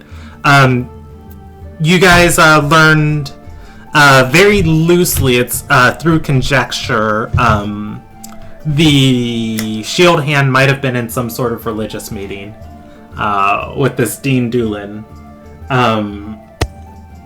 You've learned that Kraylor's Fist isn't as heavily allied with Heimsdale as initially believed, as the mercenaries in town. As the mercenaries in town were, former soldiers, not actual soldiers. And was there anything else you guys learned tonight? Yeah, that village is abandoned, and apparently there's pirates. I'm actually gonna... Lex's personal story. You guys met Zav, Calavera. Yep. And her vampire friend. Yes, Kaleo. Alright, 3 ticks of major experience for tonight. I'm going to say 300 experience. Wait, none for Nyoka's backstory? Oh, we will handle Nyoka's backstory next session. Okay, fair enough. Yeah. Wait, 300 XP and what else? I think that's it for tonight. 300 experience, and then you guys got a bunch of golden items. Yay. Alright. Alright. And next session we will pick up in Beechwood Retreat. Oh, before everybody goes, can everybody do the 22nd for our next date? 22nd? Yeah. Let's see. Yeah. Yeah, I should be Of able course. to. Alright. Yeah, I'll plan on it. Okay, and I'll probably be messaging around in your guys' group a little bit more. Well,